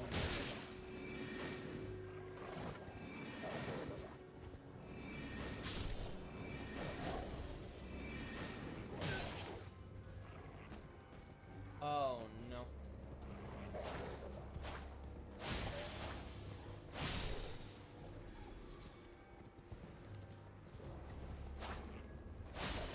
Nice dodge. Really impressive. Really had me going there. Okay, no, I know where this is. Okay, so...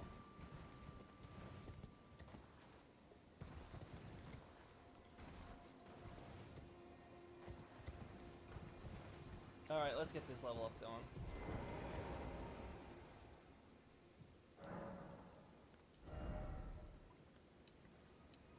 More FP. Get me to 40.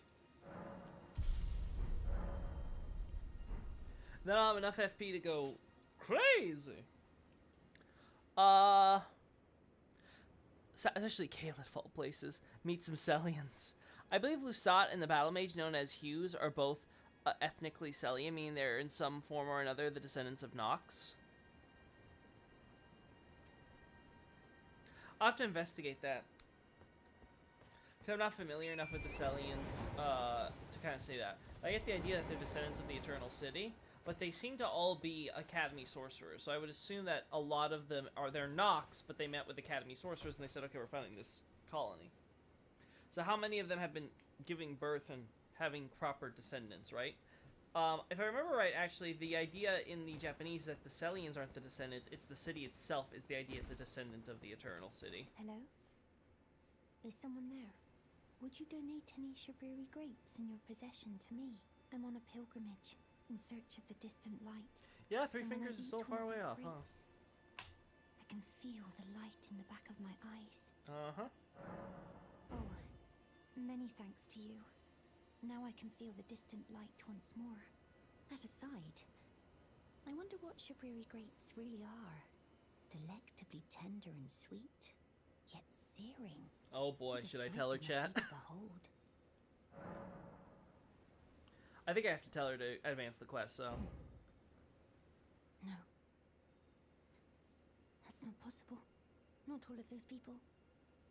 Their own... So those noises I heard were... Yes, them take out their eyes. For you. Oh boy, that's a painful noise. Sorry. I'm alright now. I'm sure you Don't won't be in a mind me. minute. I apologize. You only did as I asked. I'll be fine. Think no more of it.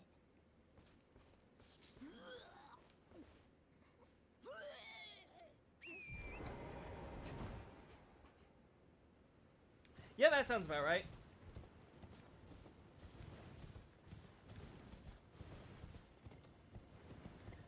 Girl ain't having a good time.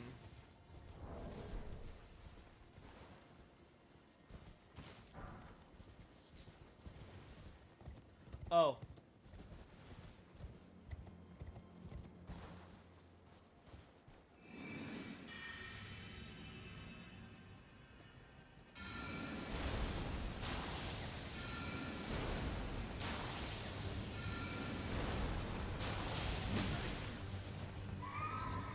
Woo.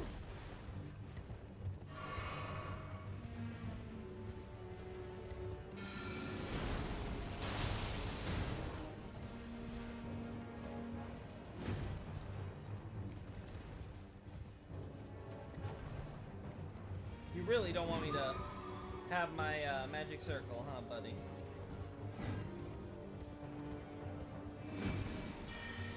Well, I want it. It does extra damage to you.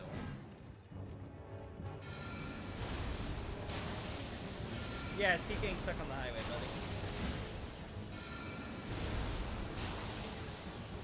Oh, of course.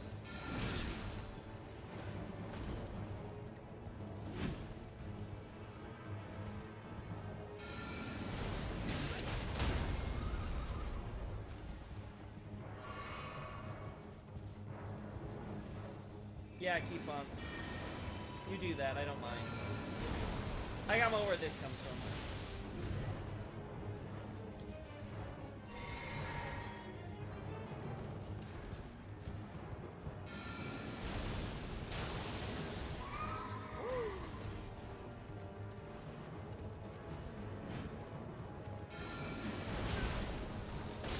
There we go, and you're dead.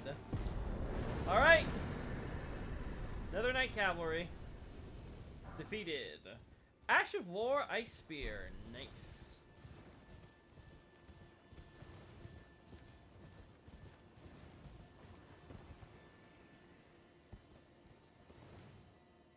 Somebody went camping. Then they met Room Bear. Yeah. I think you know how that ended.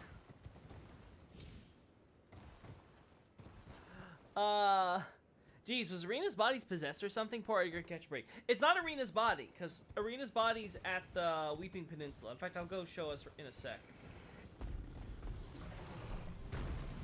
And you had meat on you. Buddy, you're asking for a Rune Bear to come kill ya. Are you that dumb? Oh, I'm just gonna go camping and eat some meat out in the wild. I'm sure that won't attract any predators. Especially not a giant, looming piece of shit Rune Bear.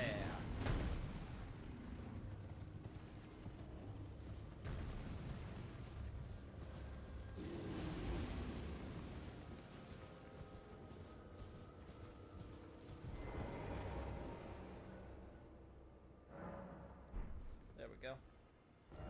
But now let's show this. Because I'm pretty sure...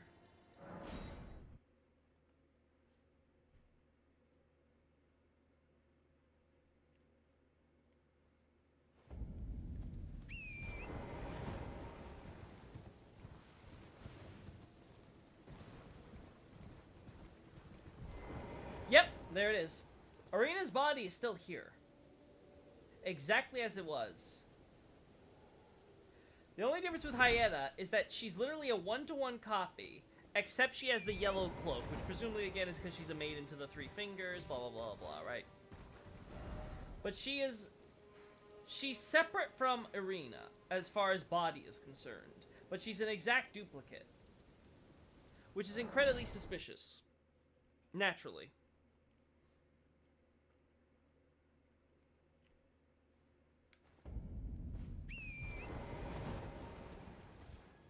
I didn't look at the spear from the other dude either. The puppets besiege us. I guess this is Godric's people?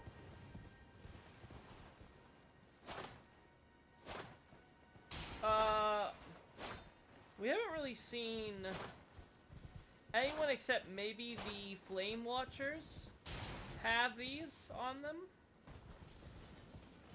Oh, the puppets! These are the puppets! Right, because the other ones are called the marionettes or the dolls, right.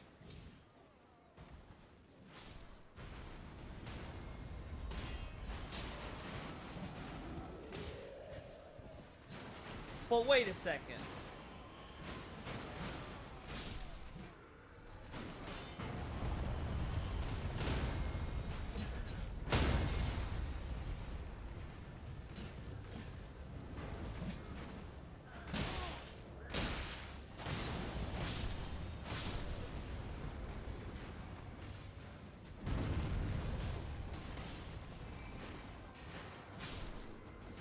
Are those Godric people or Raya Lucarians?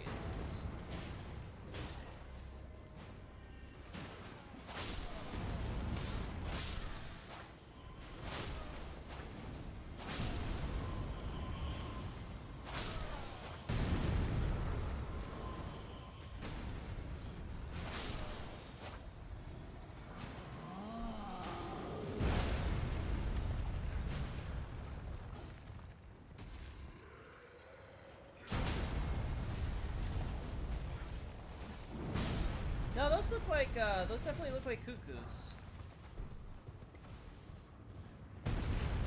In which case, what the hell? Why are there puppets from the Academy that are clearly here to defend the Academy attacking the cuckoos? Ow. I should kill this boy at range. If I was a smart Loki. I honestly love the whole Morn situation, even though it's like small and so forth. It's a favorite. Yeah, I think it's a really good little side story. With the felled clan of the castle to Godric installing Edgar as Fallen and the rebelling of the... Yeah, everything about it's very nice. I very much like it as a little side story. There's a lot of little vignettes in this game that I really like.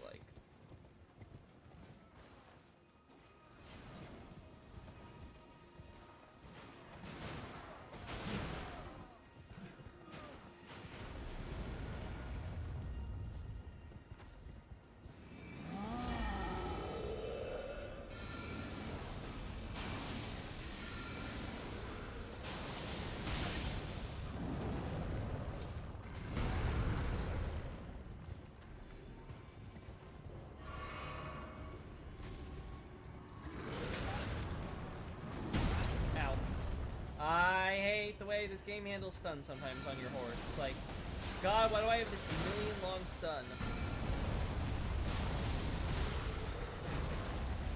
Yeah, hit wall. Wall not good for you.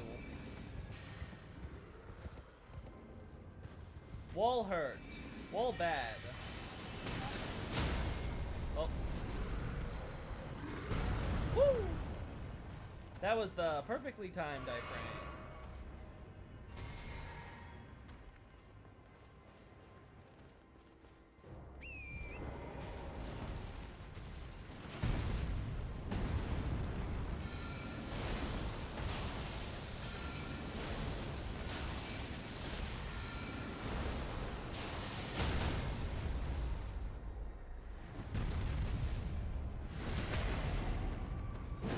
You mean anything special? Nope. Just a puppet.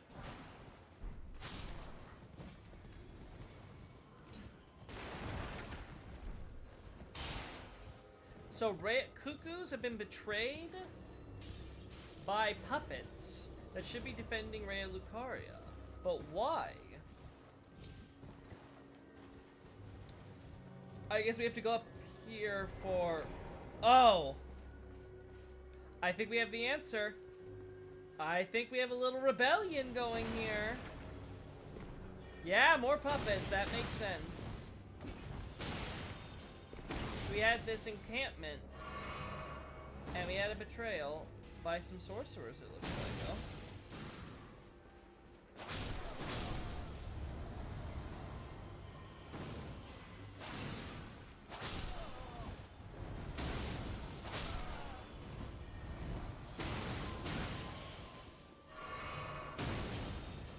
Oh god, you are the most annoying thing. Oh my god, you are so obnoxious. Stop. Oh my god, stop. No one likes you.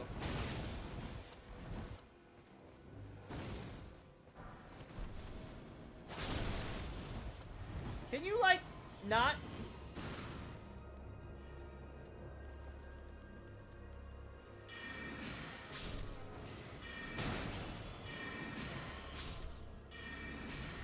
Well, I know where the source of the puppets are, at least. So big sorcerer boy up here decided to do some mutiny.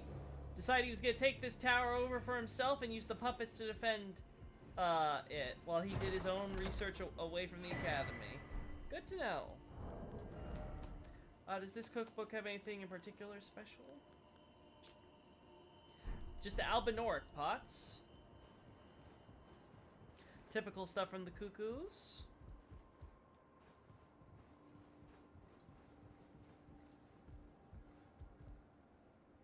It's nice something to do for, aside from dying in Stormvale. Yeah, that's true. It's not a Carrion Knight. It's a sorcerer, though, with a twin head. Carrion Glintblade Staff. Looks like he killed the other sorcerer who, or maybe a knight. Because isn't these staffs for the knights?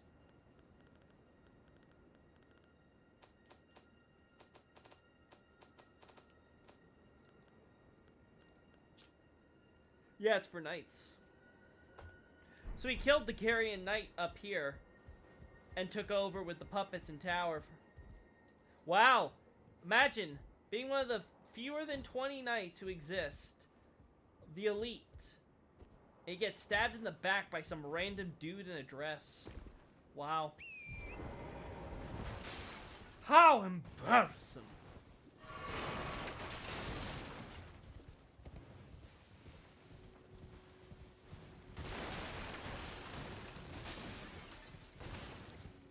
I think I trashed this area enough. But that's neat. Good to know sorcerers are as self-serving as ever.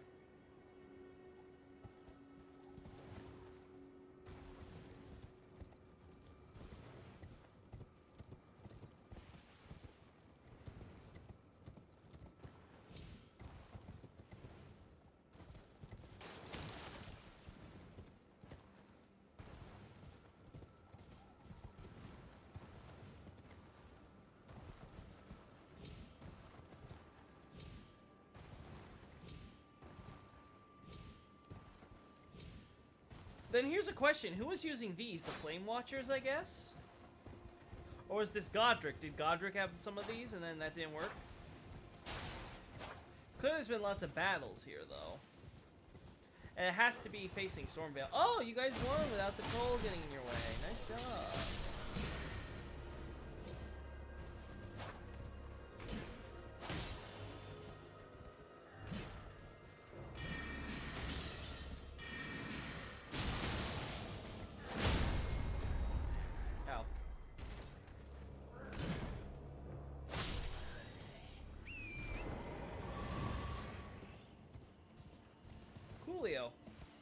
Really sets the tone.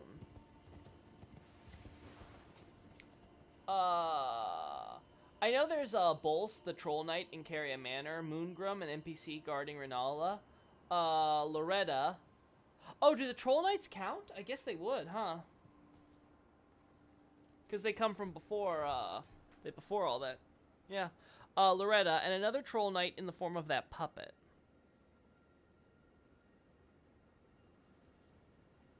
Yeah, that'd be quite a number, isn't it? Meet the Troll Knight you were fighting. But there's also an observation I never noticed. Lol, at any rate, that's 3 trolls that are carrying knights this far. Yeah, a lot of trolls joined with Renala, huh? That is neat. But yeah, we got a trader. Interesting. See, I like all the little vignettes this game has. Okay, what's this gotta tell us? Leia Lucaria, Hullet Hall dedicated to the study of magic. Why shut your doors to me? Am I barred from donning crown of stone? Sorry, they were like, oh, there's a civil war going on? Listen, we've cut ties with the royals already. We're not getting involved in that. We'll serve whoever wins in the end.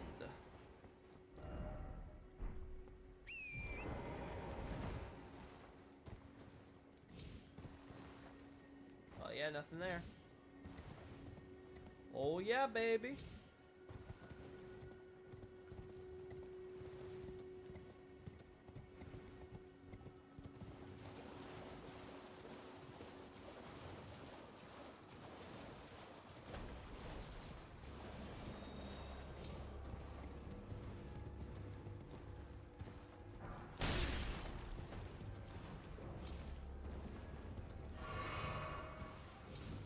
I swear.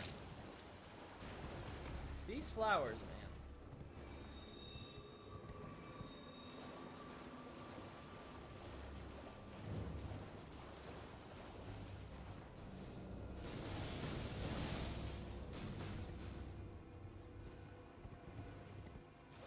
Interesting that these alone seem to have the don't have the light. I guess I shouldn't say that. We haven't seen others, but so far these have been the only ones that use something other than the light magic. Also, the light magic that brings to mind Mikola, plus the whole, even ignoring content, the whole Miranda flower, a woman's name, the red, and the idea that the idea of like the scarlet rot and the buds and stuff spreading and things like that. All this is having me think that the Miranda flowers are products of the scarlet rot. Like they're a species of flower.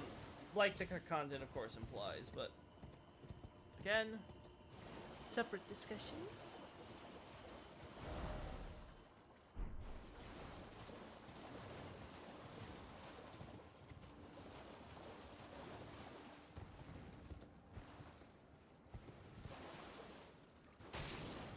More silver crabs.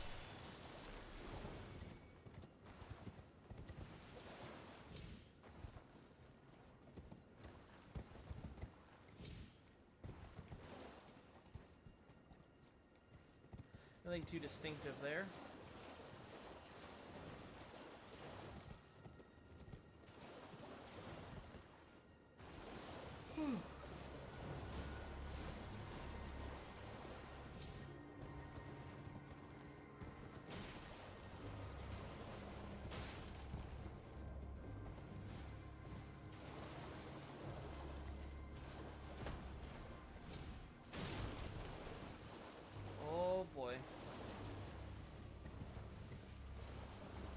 Nope, more crabs. This is why I put markers everywhere. I'm back at the entrance. I've been exploring the same area. Okay.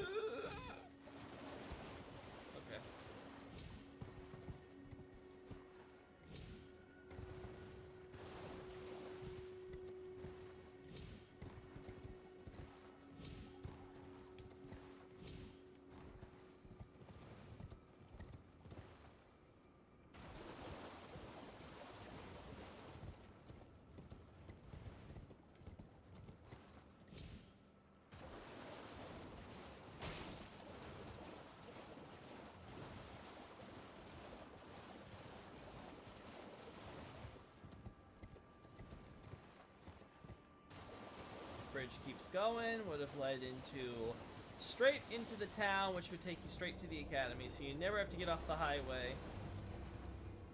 But it wasn't meant to be.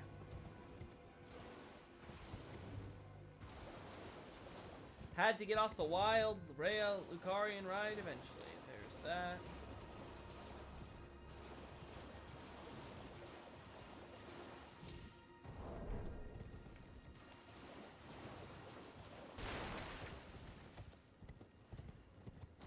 Alright, I think we're ready to deal with this town.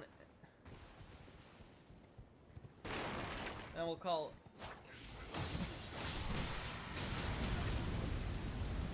Ow.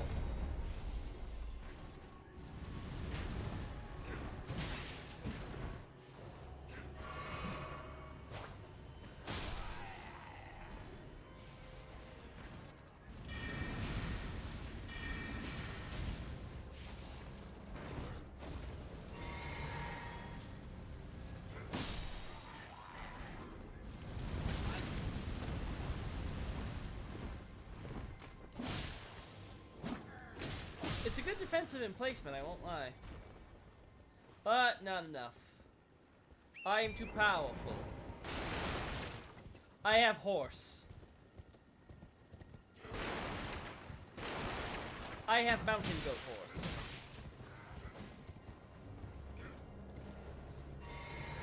The most powerful force in the universe. He's part mountain goat, part horse. How can you possibly compete with that? Alright, let's see him chase me all the way here. Hey, lady, what do you got? Yeah. Mikela's favor can be yours. What? Slaughter.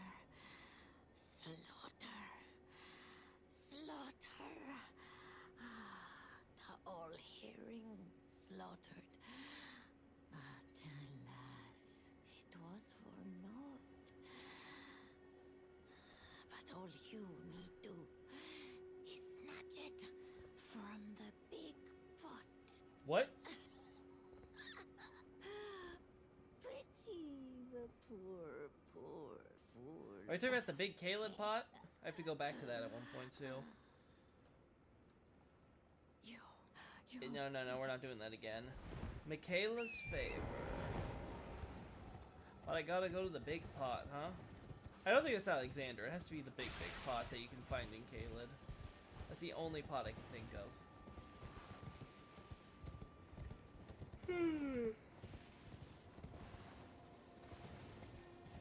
Yawn.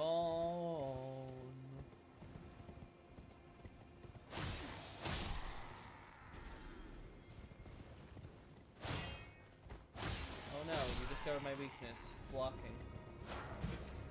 I discovered your weakness. You stopped blocking. Oh.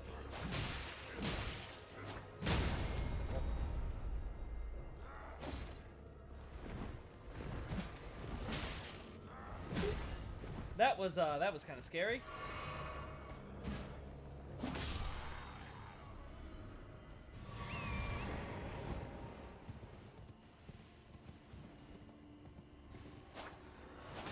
Sorry, I gave myself away, huh?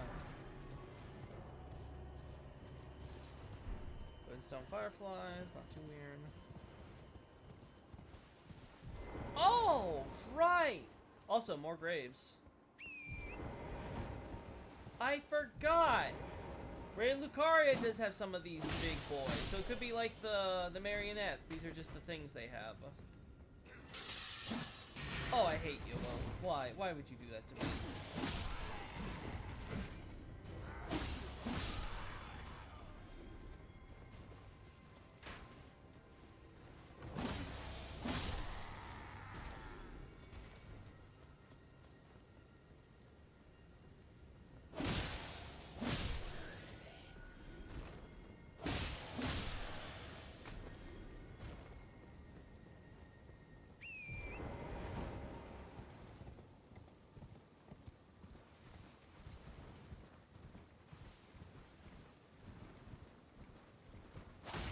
I already looted this one I was here before, huh? Oh. To be honest, the demigod family tree is far more simpler in this game, but the nature of some of their descriptions are a little weird to place, such as the grafted scions, man-serpent enemies, root kindred. Well, it just means that there's a bigger tribe, right? Like, think of grafted scions as just like a random god in Dark Souls, right? Like, it's like, oh, it's Old Man McLoive. He's somehow related to Gwyn's tribe in the loosest sense, right? Like, he's probably like a third cousin, sister's brother's son or something like that, right? Like, same thing with the scions or the nobles that we face. They're all part of the golden lineage in one form or another. Because they're all part of the tribe that ends up living and residing with Godfrey and America, and obviously a lot of interbreeding and things like that.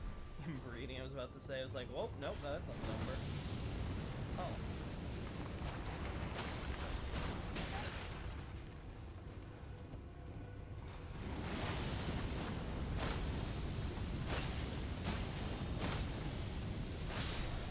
There we go.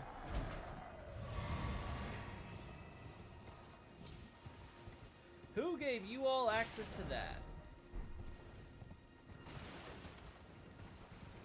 Alright, I think that's it.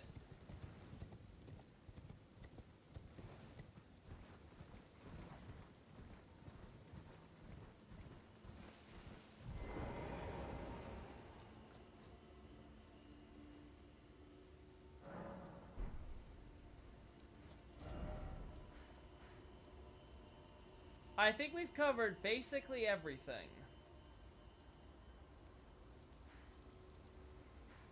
I don't think I missed anything. Obviously, carrying, studying, divine towers and finished, but I can't help that. We still have this top area to get to, and then everything here plus that there. We can worry about that when we worry about Altus and stuff. We'll probably cover this plateau area, and then we'll cover this area downstream and get to this tunnel. Compared to the weird notion of royalty in Dark Souls, things are more outright said is all compared to people like the Dancer of the Valley being a mere unknown scion of Gwyn's family. Yeah, but the thing is, when it's like, Dancer isn't hard because Dancer is just Guinevere's daughter. Like, the thing with Dark Souls is that Dark Souls family is very simple because, yeah, they may not always say it outright, but it becomes very obvious from context. Like, it's very obvious Dancer and Rosaria are Guinevere's daughter. The daughters. Like, I have I posted on Twitter recently, entire family tree on Gwyn, and like, honestly, if not for Gwyn screwing Priscilla and popping out Gwendolyn, the Gwyn family tree would be pretty freaking standard. It'd be pretty simple. The only question would be like some of the more tertiary gods, like McLoy for whatever his name is, gods like that. Oh, that's I don't think I was supposed to be that close to the door when I did that.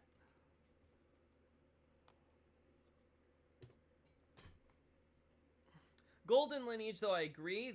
I think the only one who doesn't get, like, outright clarified in terms of where they sit in terms of the family is, what's his name? Oh my god, what is this doing here? Why is this here? Oh, dear. I might just have to start ignoring it. But then again, the Erd Tree Highway is here, so maybe...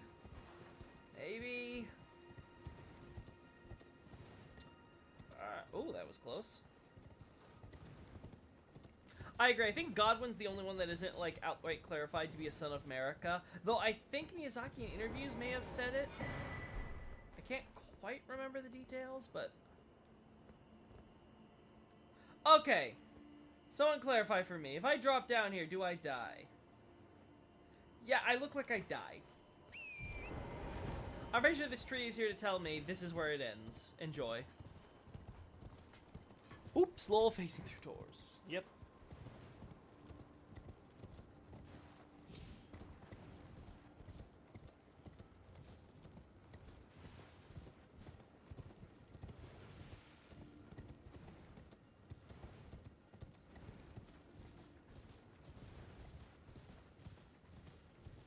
Seriously, they closed their doors for quite a while. They just let the overgrowth happen. Oh, wolves. They also apparently let wolves in.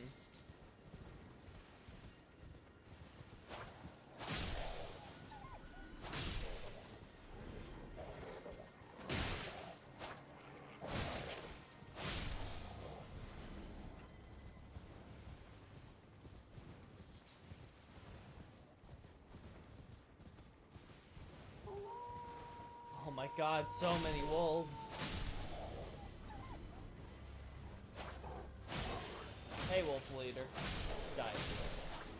I don't know how you guys found your way up here. You're like the Stormvale wolves. You just magically winged your way down and up. As you see fit, apparently.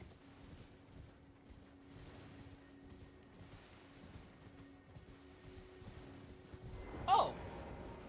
Well, it's been an age since I've seen a customer. Yeah, I can imagine. How can I help here at the end of the earth? I wouldn't go that far. Oh, a Trina. And there was reference to Mikola at the Finger Maiden ear, huh? How closely involved? No one cares for imps. Nomadic set, not too surprising. Also, I would have expected this underground with that other merchant. The Preceptor's Secret, the Revenants, the Frenzied Flame Village. We can go there. We'll go do that. I don't think we need any of that. Oh my. Have a safe.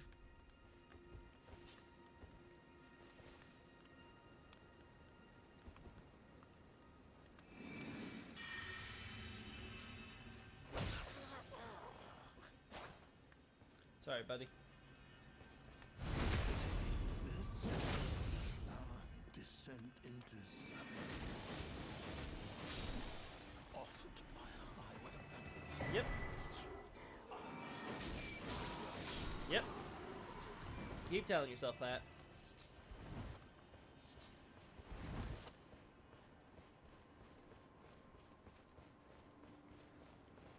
Hey, buddy. Hey, buddy. I see you. I'm not getting tricked this time. I see you. There you are.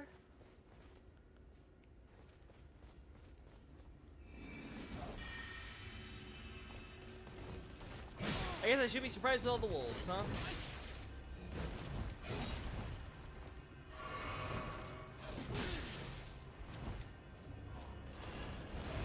Oh boy, that I screwed up like a...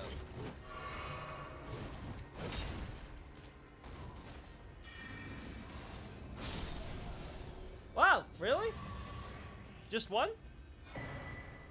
I was expecting at least a little bit more of a fight. Okay, sure, whatever. I Samai, a good day to you. Hi, mate, man. I'm so sorry to say you came at the worst possible time. We're just about to end things here, actually. Oh, more dog. More doggo. How did I miss doggo? It's 3 of you.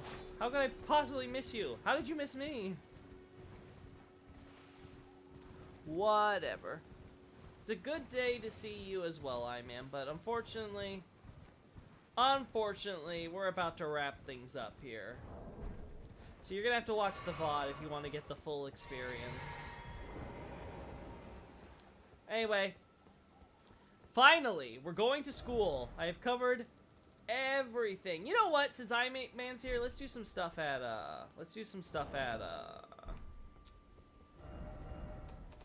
round table.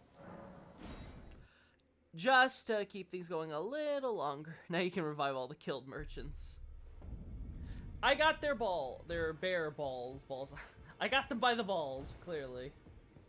I can talk to you, but I don't want to. I will one day do your quest, just like I will one day use a spirit. Oh. Always good to son. Do I care? No. This is a black knife print. I can scarcely believe you managed to get your hands on this. You recall our conversation about the Knight of the Black Knives? Radagon, yes? Godfrey. They say the assassins who carried out the deed were scions of the Eternal City. Scions is supposed to be descendants of Japanese. Arrayed in armor of silver, just so you know. Cloaks which fooled the eye.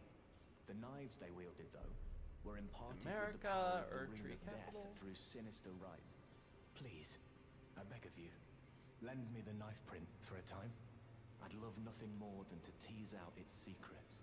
Listen, man, you're on death's door, literally. I might as well. Ritual had to be performed to impart the power of the Rune of Death.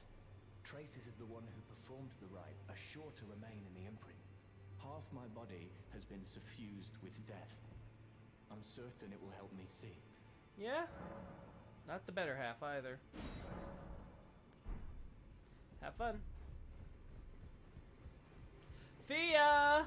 I did it! Oh, hey. Ah, you again, is it? The recusants sent a lackey. Can you believe they invited me to join them? Now, after what they did? I can scarcely believe it myself. Did they think me a fool? You might be surprised to learn I took them up on the offer. Then I only had to ask. The location of the recusant hideout. Yeah, that's It's kind on of stupid Mount of them. Skelmere, They must be really found confident off that the you're old just road gonna that leads west betray to the everything town you of value. Ruins. Why do I get the That's where feeling they you hide are? The manor on the peak. Just you wait, wretched recusants. You'll rue the day. I still haven't got to Raya, I just remembered. The tale of House Oslo is told. Yeah, we get it. You're big on vengeance in your family. Understood. Vengeance, your family pays back a debt in full, right? Well, I took you. Yeah, I'm dead. Yeah, sure. One of these days. Fia, I came for hugs. I am pleased to see you again. Would you like me to hold you once more? He's not dead yet. Nope, he's not dead yet. Interesting. There's a big, there's a big debate on Knox and Newman and the identity of the assassins and whatnot. Yeah, it's very obvious that the assassins are probably Knox of some nature, and they're clearly descendants of. They're clearly at least descendants of the Knox. But that could just mean they're Nox themselves, because again, you are your parents' descendant. So, like, it's quite possible that they're just Nox people, just not the original generation or whatever. Could be Celians, because the Celians are all about sorcery and stuff, so it could be, again, possible that some Celian sorcerers had some stuff made. I heard that you lent a hand to dear Roger. How did you hear? He seemed positively elated. I literally He must just be gave it to possessed of him. Great mental fortitude. Fia. Anchors his will and sustains him, despite his grievous wound. I heard. You Fia, you had to be truly are eavesdropping in the other room. You're making yourself to sound dear suspicious. Roger, and myself too. Yeah, congratulations. Oh, thanks. I actually need one of Good day those. to you, my dear. You know what, Fia? I'm gonna completely forget all the suspicious shit you just said. Because you know what? You gave me a hug, sucked out my warmth, and gave me a twig. I mean, I'm a simple simp.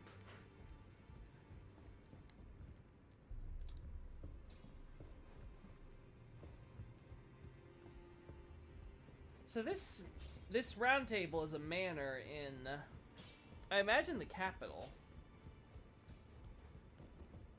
It's also weird that so many of the Radigan portraits are on the ground. Like, I think the only one that's on the wall is here. Huh.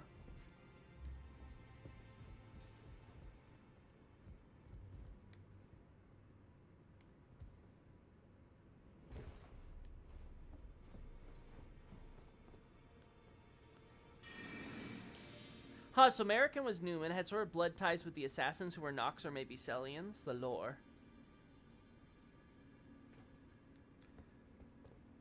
Yeah, those are dragons on the helmet for sure. Definitely no question there. There's definitely a dragon on the crest up there. Same one we see in Stormvale. Yeah, it's definitely a dragon.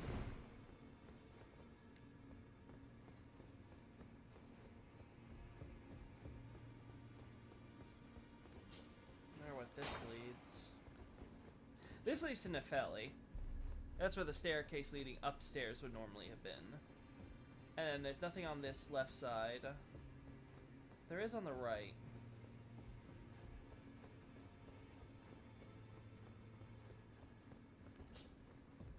Oh! I never got an item here. Cypher Pada.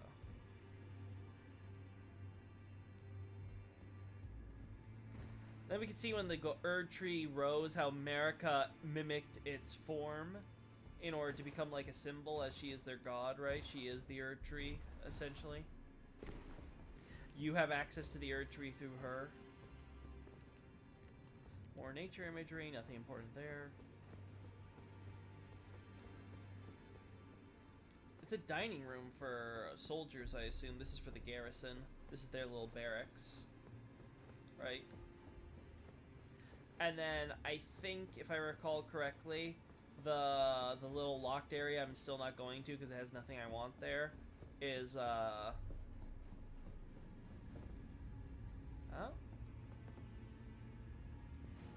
Treason? Oh, thanks, game. Do we want to go upstairs? Nothing really I want upstairs.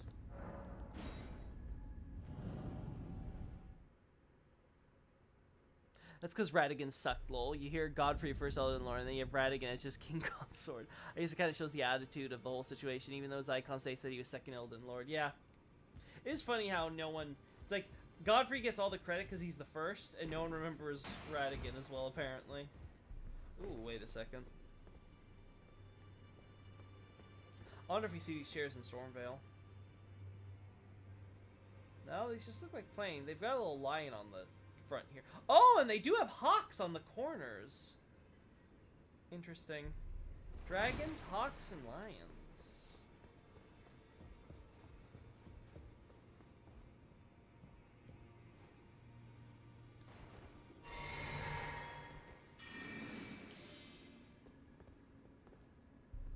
Same story here. We got little hawks on the back too. It's hard to see, but there is a hawk symbol right there on the back of the chair. And more hawks up there, along with the lions, but again, that could just be Erd Tree Capital stuff. Obviously, that's her tree capital throne. We see stone reliefs.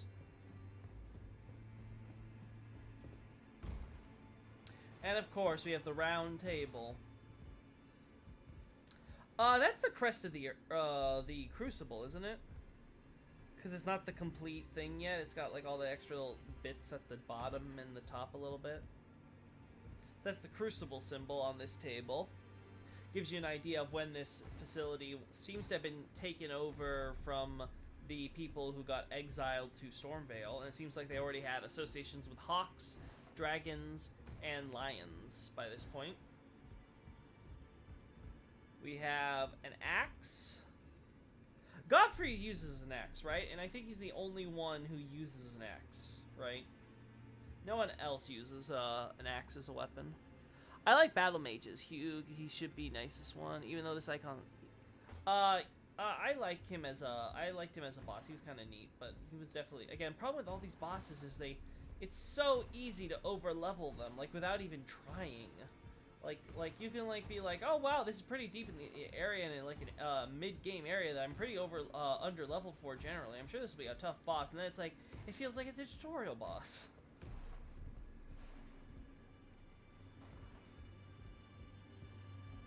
I can see why people were pissed off with the Chalice dungeons, because I feel the same way sometimes. I'm like, really? This is a boss? Like, this is what you consider, like, the big reward at the end? Swords with lots of things sticking out of them, with association with trees.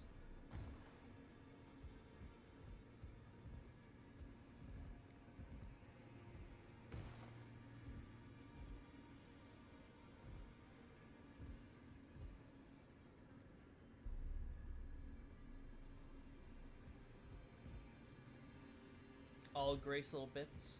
Nothing crazy. Ah, hello. You've been busy weeding Deathroot, I take it. Yep. I thank you, as your brother in arms. So what can I do for you? Maybe it symbolizes the joint effort to establish the Erd Tree. That's possible. Through war and so forth. It's also possible that the Crucible was originally... Again, we don't know how much of this castle round table area was renovated, because it's clear has influence that it had Stormvale people before they were Stormvale, presumably. Let's just call them the Storm Knights to make it. So the Storm Knights seem to have definitely taken over from there. Are you acquainted with him? Yeah, He was a don't let his nose. Yeah, we saw this. We saw this. Yeah, whatever. Well, that's how you win grace. Yeah. Don't care for this. My point is that let's say that this is Godfrey, and these are all the knights who become the Crucible Knights, right? And they all, like, swear, you know, they do the stereotypical King Arthur swear on the round, you know, that meme, that image of, like, King Arthur and all his knights of the round table all putting their swords in the middle. Presumably this is something echoing that kind of image, except instead of them all putting their swords in the center to make a vow, it's them putting them all inside the Erd Tree thing to show their dedication to the Crucible. But the question is then, how much of this stuff was renovated? Is this image of the tree, for example, which we also see in the Carian Study and in Stormvale, an example of this? Was this a renovation they added on later, and not the original? Because that's the problem. You have to figure out which is the original and which is later on. And you kind of have to guess that based on, again, knowing which symbols came before and after, but you can only do that through a bit of guesswork and sort of seeing consistency to your guesswork, so... But we can be sure that these are this is definitely a dragon. So we have the idea that these Storm Knights are associated with dragons. So they're probably associates of Farm Azula. And they're on the plateau.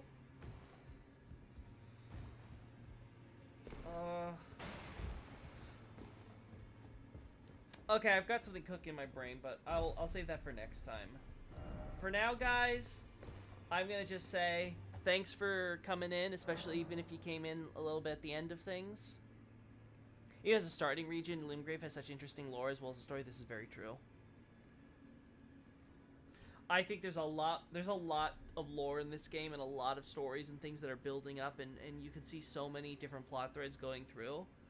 And it's very fascinating watching this all play out, but it's also something where it's like, oh god, there's so much to keep track of. And you just know that I'm not remembering it all. Anyway, thanks so much, guys, for everything that you did. I really appreciate it.